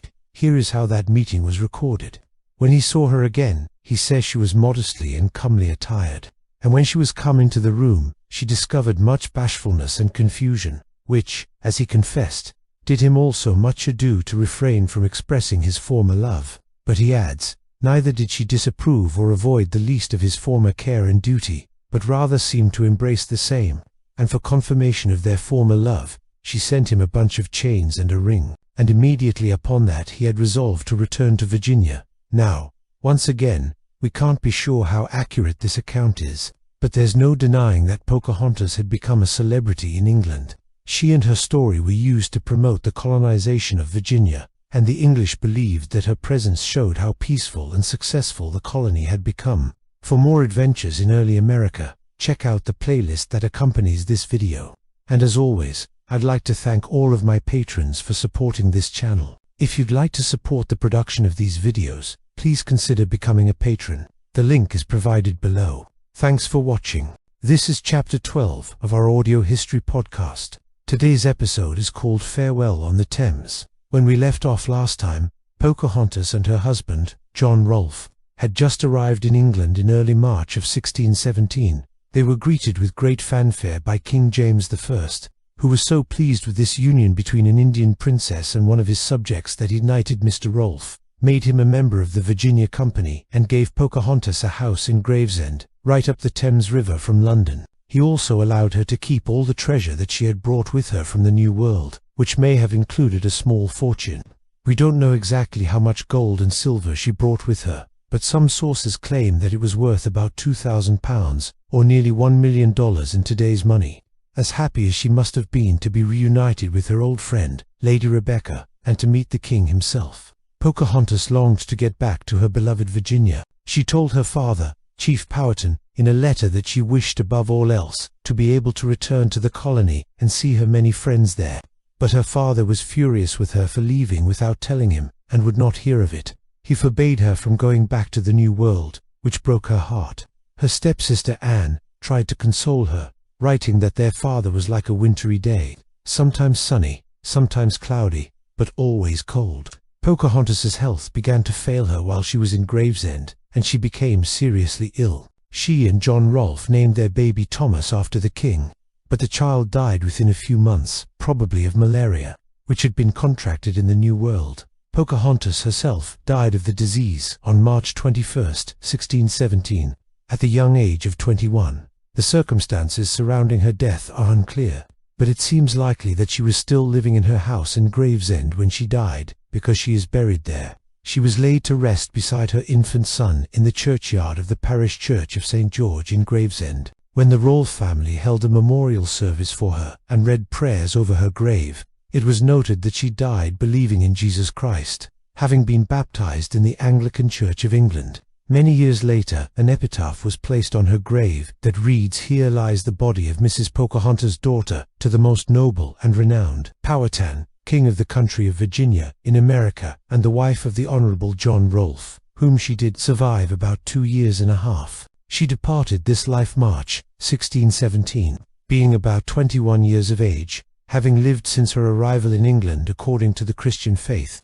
Profession, was first converted and baptized at Orr, Virginia, the 4th of March, 1614. She was interred the 24th of March following in the Church of St. George, where her remains yet lie. John Rolfe, ever the pragmatist, wasted no time in mourning his deceased wife, and instead set about making plans to get himself and his daughter back to Virginia. But his application to the Virginia Company to be granted land near his wife's final resting place was rejected, perhaps because the company thought he had abandoned his post at the colony to chase his fortune in England. Undeterred, he took his daughter back to Virginia aboard a transport ship carrying a large group of new settlers to the colony. They arrived safely in Jamestown in September of 1619, while Pocahontas's death certificate simply says she died of a fever. Most historians agree that she had developed tuberculosis, which was common among the colonists in the early days of the settlement. There has been much speculation over the years as to whether she was intentionally poisoned by someone who wanted her rare knowledge of native plants and herbs for themselves, or who wanted her out of the way for other reasons. But there is no hard evidence to support this idea. It should be noted that she died 13 years before Shakespeare's death, so poisoning would not have been the only cause of sudden illness and death in early 17th century England. How did people find out if they had been poisoned? A post-mortem examination might turn up traces of poison in the victim's stomach contents, and urine analysis could reveal signs of certain poisons. Toxicology tests weren't unheard of, but they were crude and didn't catch on until much later. In fact, it wasn't until the 1800s that toxicology became an established part of medical science. One of the most popular theories is that Pocahontas was killed by one of her jealous lady-in-waiting, Dorothy Q. Massey. According to legend, Massey coveted Pocahontas's position as the king's favorite and decided to end her life. While there's no concrete evidence to support this theory, it makes sense considering what we know about the human condition. There is little more pathetic than a dying woman grasping at straws in her final hours. If indeed she did die a painful death, it would certainly make for a tragic tale. However, there is no reason to believe that the young mother and recent convert to Christianity would not have died peacefully. Her funeral was attended by many important people, including Sir Thomas Dale, who was the governor of the colony of Virginia, and Sir William Shipman, who was the treasurer of the Virginia Company. This indicates that she was well liked and respected by those who knew her. The impact of Pocahontas's death on her family was profound. Her father Powhatan never forgave John Rolfe for taking his daughter from him and refused to speak to him for the rest of his life. When news of Pocahontas's death reached the colony of Virginia, the settlers held a memorial service for her, and a special prayer was written to commemorate the occasion. Even her rival, Lady Rebecca, mourned her loss and wrote that she had died a true Christian and that her death was a great loss to the colony. It is said that when John Rolfe returned to Virginia, he was so stricken with grief that he could not even speak for 3 weeks. Eventually, however, he recovered and went on to marry again. He and his new wife had several children and lived on a plantation near Jamestown. As for Pocahontas's daughter, Matoaka, she married a man named Thomas Mann, and they had a son together. Matoaka died in 1662 at the age of 42. As you can imagine, with such a famous ancestor, the descendants of Pocahontas and John Rolfe number in the hundreds. One of them, Helen Viola, is the author of Pocahontas, A Life. She writes that there has been a lot of confusion surrounding the details of Pocahontas' death and burial. This is partly due to the fact that many of the records from the time period are incomplete or inaccurate. For example, some sources say that she was buried in Westminster Abbey, but this is not true. Others claim that she was exhumed in the 1800s and moved to another cemetery, but there is no evidence to support this either. In recent years, there has been a campaign to have Pocahontas's remains returned to Virginia and reburied in a place of honor. However, this is unlikely to happen anytime soon, because the location of her grave is unknown. It is possible that her remains are still in Gravesend, but if they are, no one knows where. This mystery only adds to the legend of Pocahontas, one of the most famous women in American history. Her story is one of adventure, romance, and tragedy. She was a woman ahead of her time, a Native American who embraced the culture of her adopted country. She was a diplomat, an explorer, and a pioneer. She was also a wife and mother, a loyal friend, and a devoted Christian. Pocahontas is a symbol of the best of America, a land of opportunity where people from all over the world can come to build a new life for themselves. Her legacy lives on in the hearts and minds of all Americans. If you would like to learn more about Pocahontas, we highly recommend checking out Helen Viola's book, Pocahontas, A Life. It is an excellent biography that tells the story of this amazing woman in a clear and concise manner. The book is well researched and Viola's writing is engaging and easy to read. Whether you are an expert on Pocahontas or know nothing about her, you will enjoy this book. Thanks for listening. Please subscribe and we'll see you next time. It is April 26, 1617, and you are watching this report. In the year since John Rolfe married Pocahontas, the two have been making their way back to England. Now, they're nearing the end of their journey across the Atlantic. John Rolfe's heart swells with pride as he gazes upon his beloved and thinks about how their love story began. As a young man, he was one of many Englishmen who came to Virginia hoping for gold and glory. But instead, he found himself captured by the local Native Americans and sentenced to death. Yet just before the tribe prepared to execute him, a beautiful Native American woman named Pocahontas stepped forward and begged for his life. And so at the last minute, Chief Powhatan, who had taken the Englishman captive, changed his mind and instead forced him to marry his daughter in order to ensure peace between the colonists and the natives. Thus, through Pocahontas's noble sacrifice, the colony of Jamestown was saved and the future state of Virginia was secured.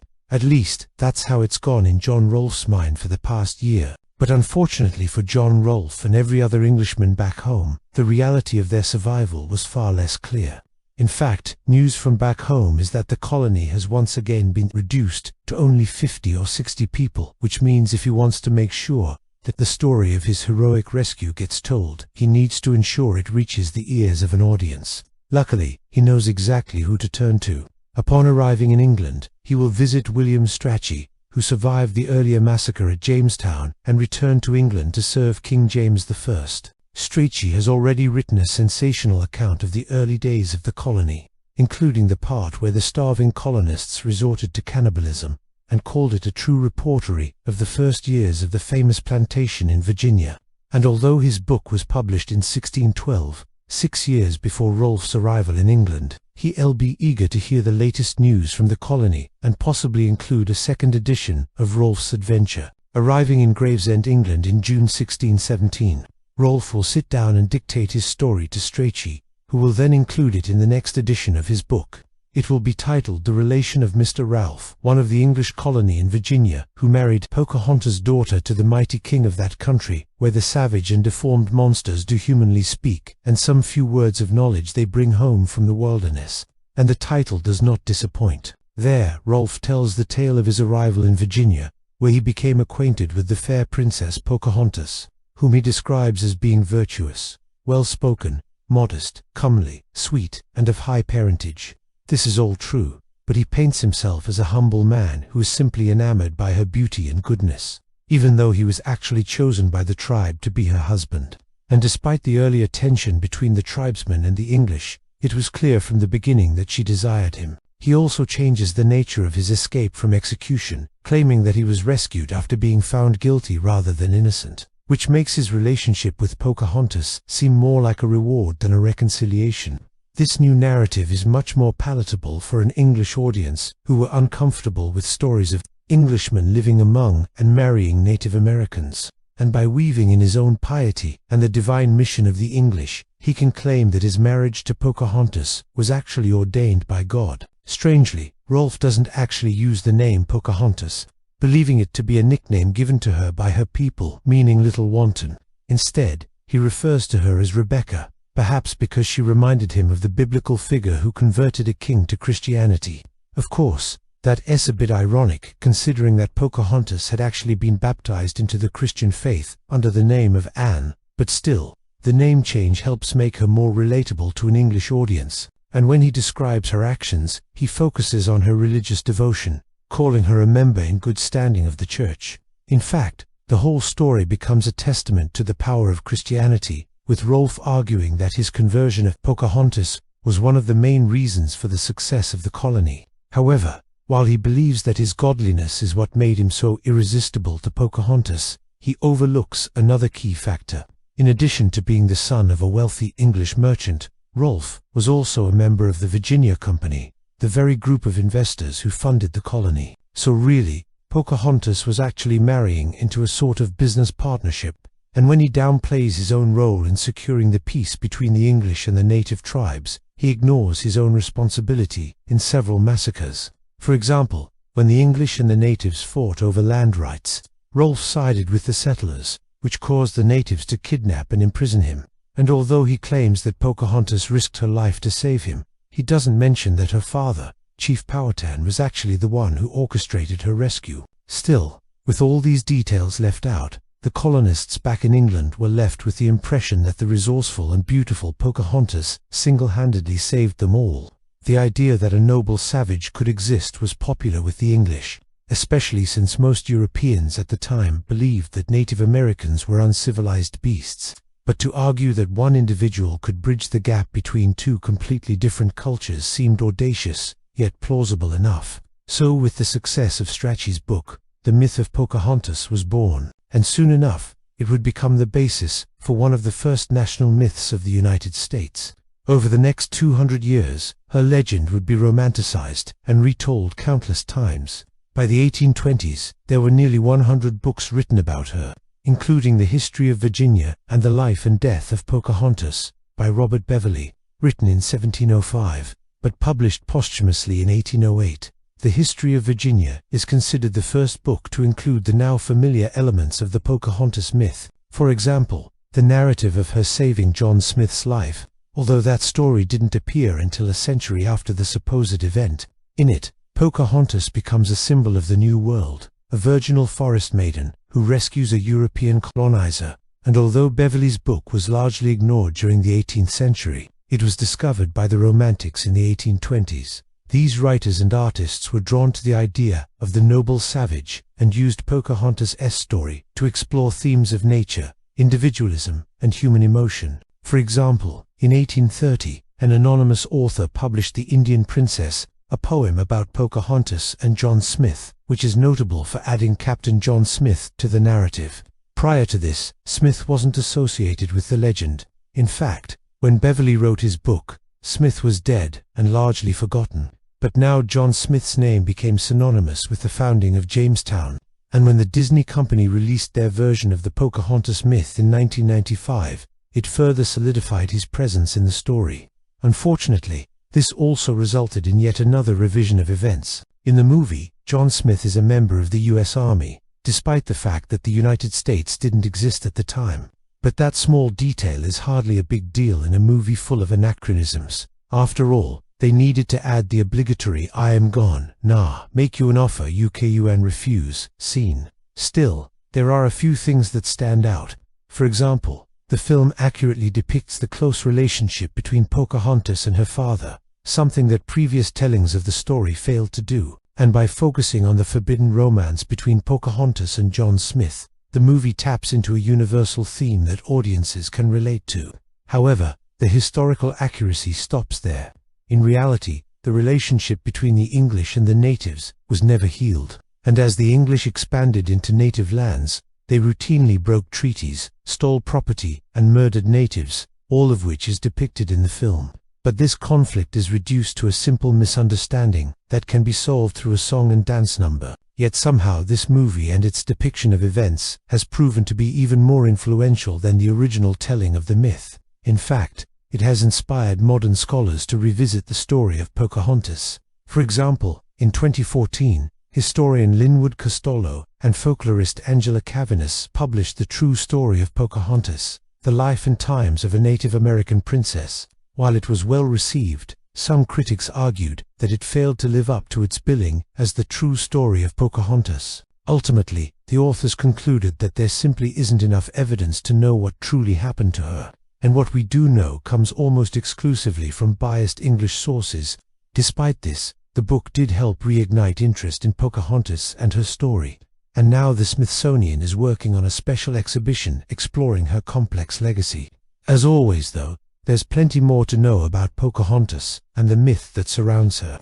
In fact, there's so much material that a feature-length documentary has been produced about her life. So to keep this story going, click here to watch that video. And thank you for watching. This is Chapter 14, History versus Hollywood. Now when you think of Pocahontas, what comes to mind?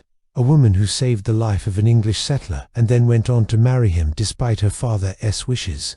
Maybe you remember a cartoon where she befriends a talking tree and they sing about how everybody has a song in their heart. Or maybe your memory of Pocahontas consists mostly of a certain pop song from a popular Disney movie.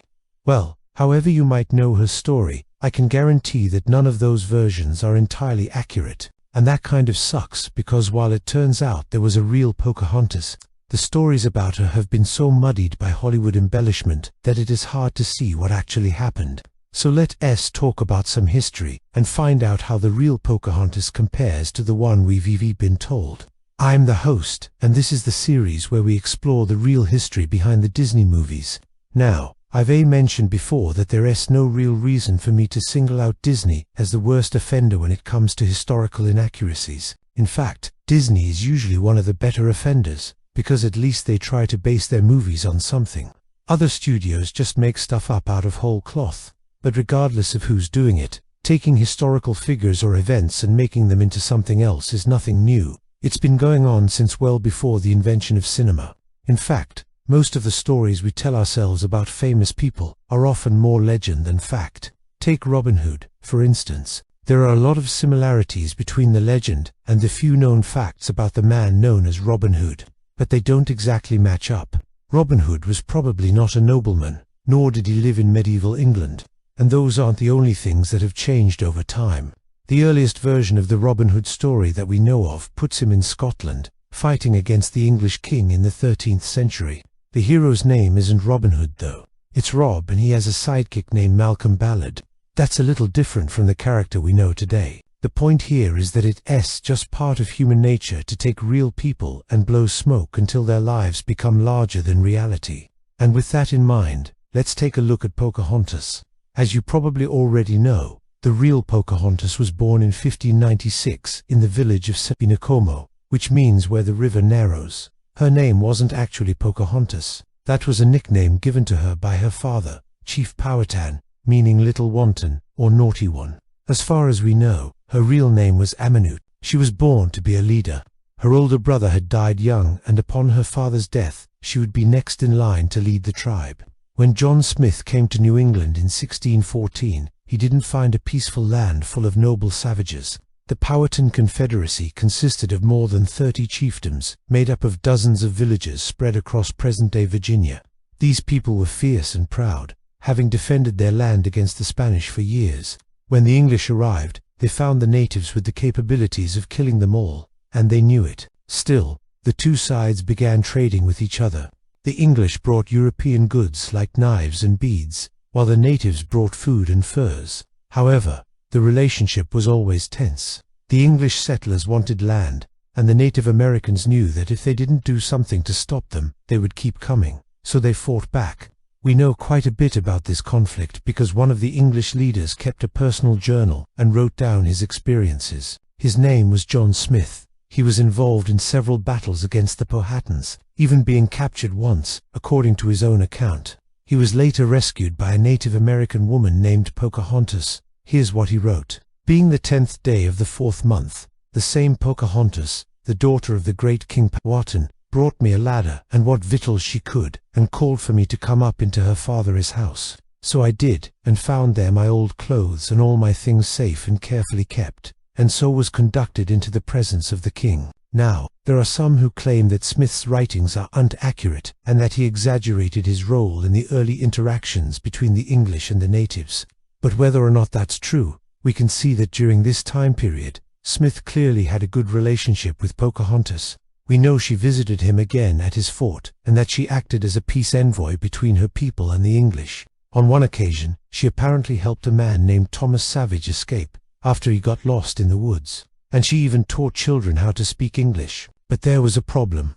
While Pocahontas may have liked John Smith, her father did not approve of the English, and when Smith returned to England in 1616, he essentially disappeared from Pocahontas's life. During this time, the Powhatan Confederacy continued to wage war against the colonists, and in 1618, the chief's niece kidnapped an English girl and killed her.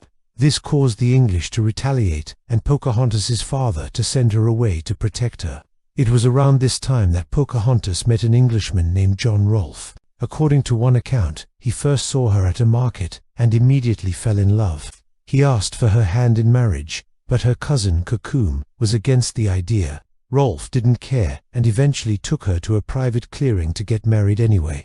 The ceremony was performed by a minister, but it's not clear whether or not it was recognized by the Powhatan. Either way, they went ahead with the wedding and left to live on a plantation owned by Rolfe. In 1622, another attack was made on the English settlers, but the Powhatans were defeated. Some sources say that Pocahontas prevented her people from killing any prisoners, and that she protected an injured English soldier named Thomas Forrest. We also know that she was pregnant at this time, having given birth to her son, Thomas Jr., in 1624. A year later, John Rolfe and Pocahontas boarded a ship for England, along with other colonists and a handful of Native Americans. They traveled to meet with King Charles I and get him to support their colony in North America. But unfortunately, Pocahontas got sick on the journey and died on March 21, 1617, at the age of 21. She was buried in an Anglican church in Gravesend, England, but her grave is gone now. All that remains is a marker which reads, "Here lies the body of Mrs. Pocahontas, the daughter of the late great King of Patamek, who departed this life March the 21st, 1617. So that was the real story of Pocahontas. Now, compare that to the Disney movie and you'll see why I'm telling you this. Yeah, it doesn't really match up, but that doesn't mean the story is over. Over the years, people have come up with many reasons why Pocahontas' story was never told correctly. Some say that the Disney version came about because of racism, and that others did it to make themselves look better. One thing that I've noticed is that almost everyone I've seen acknowledge that the story needs to be fixed, and that it's not a perfect depiction of what happened. I personally believe that what we tell ourselves about Pocahontas is a combination of everything. At the time the Disney movie came out, there was very little known about her life. Most of what we do know comes from the writings of John Smith, who clearly had a bias towards himself. This makes it difficult to separate fact from fiction, and it also gives us a limited perspective. Luckily for us, there are members of the Powhatan Confederacy who are working to change that. Groups like the Powhatan Renap Nation Incorporated are dedicated to preserving their culture and educating others about their history. Just last year, they released their own film called The Real Pocahontas, which tells the story of the real woman behind the myths. One of the actresses in that film reached out to me and introduced herself. Her name is Jennifer Ceratops, and she plays the adult Pocahontas. Jennifer is a member of the Powhatan Renap Nation Incorporated, and she had this to say about her people's history.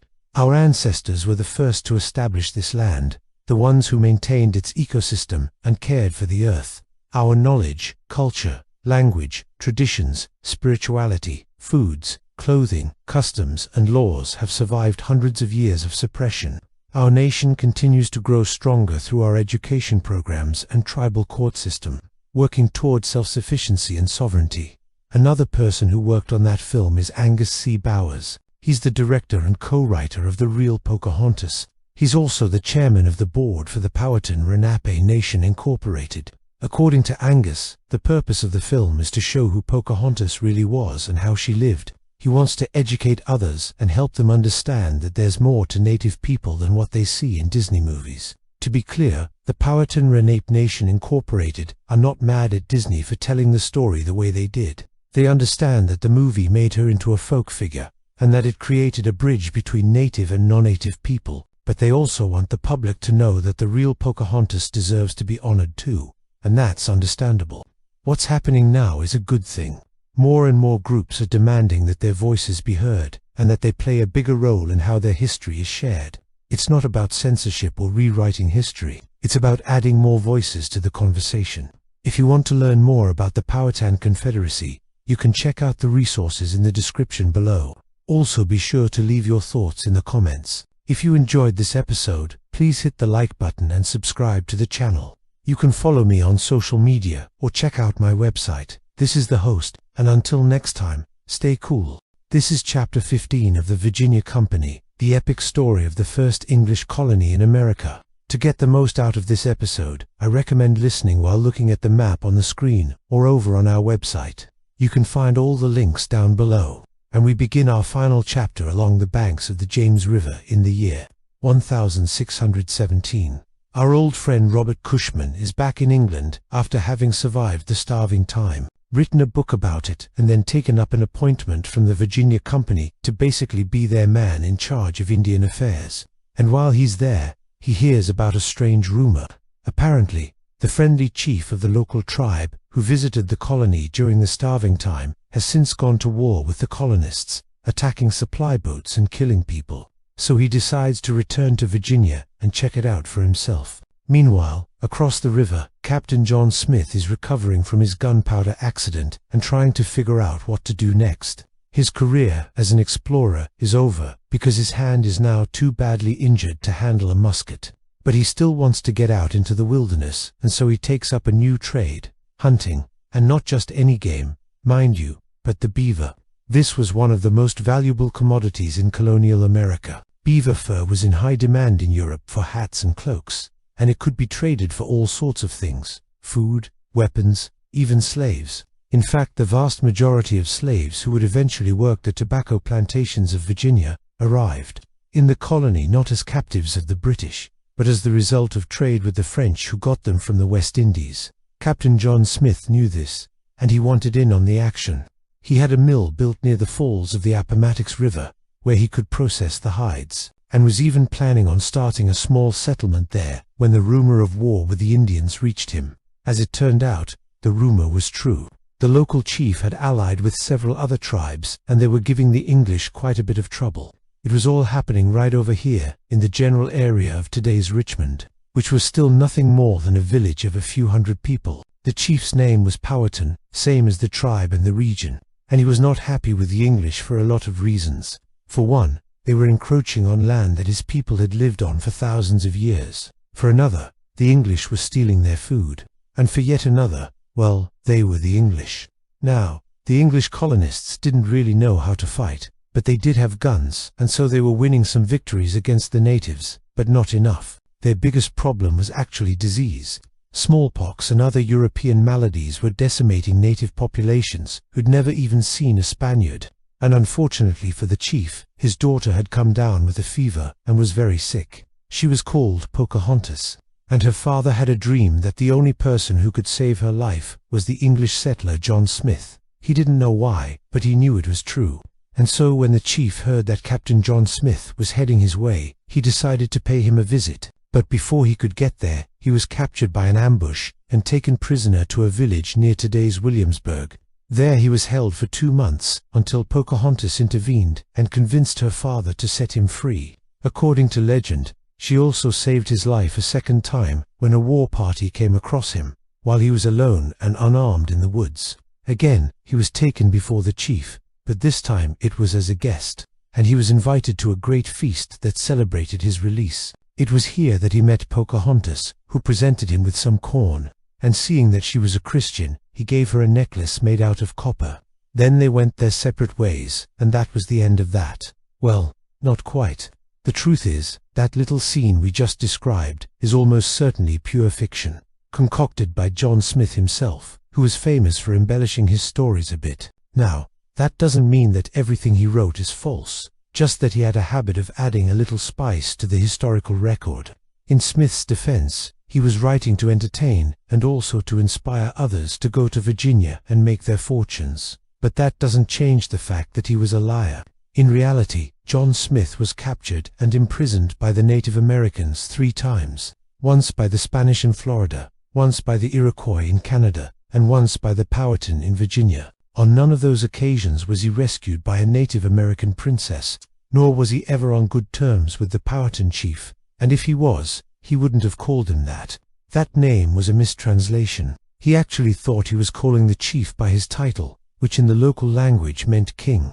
But the two men did meet on a couple of occasions, and the first time they met, they did exchange gifts. But the story goes that Smith gave the chief a red-hot musket ball instead of a necklace, and the chief responded by throwing a tomahawk at his head. So yeah, not exactly friends.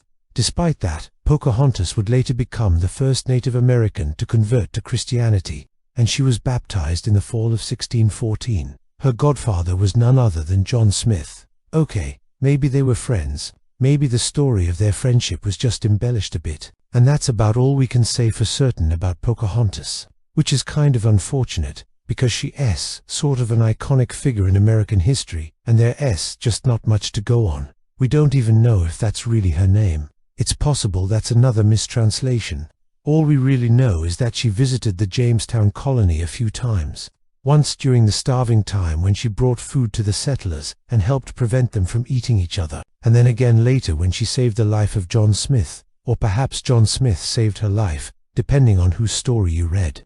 The truth is, we will probably never know what really happened between the English colonists and the Native Americans. There are no written records from the perspective of the natives, and the ones that we have from the English are often contradictory or obviously biased. But here's what we can say for sure. Pocahontas and John Smith both played important roles in shaping the early relationship between the English colonists and the Native Americans. She helped open the door to diplomacy, helped build a bridge between two cultures, and helped humanize the other side. John Smith, meanwhile, helped the English understand the potential of the New World, and helped open the door to economic opportunity. In effect, they served as cultural ambassadors, helping the other side see the potential for peaceful coexistence. They may have failed to prevent the wars that would come later, but without their efforts, things could have been a lot worse. In the end, both Pocahontas and John Smith would leave the colony. She would go back to live with her people, and he would return to England. Neither one of them would see Virginia again, but both would continue to talk about it for the rest of their lives. Smith would publish several books about his adventures in North America, and Pocahontas would travel to England as part of a peace delegation. Both would die young, and both would leave behind a legacy that would endure for centuries. As for the rest of the story, well, that's up to you. As always, we want to thank the folks who helped us out this season, especially our patrons. You guys help us make this show every week, and we appreciate the heck out of you for it. And remember, history is full of echoes.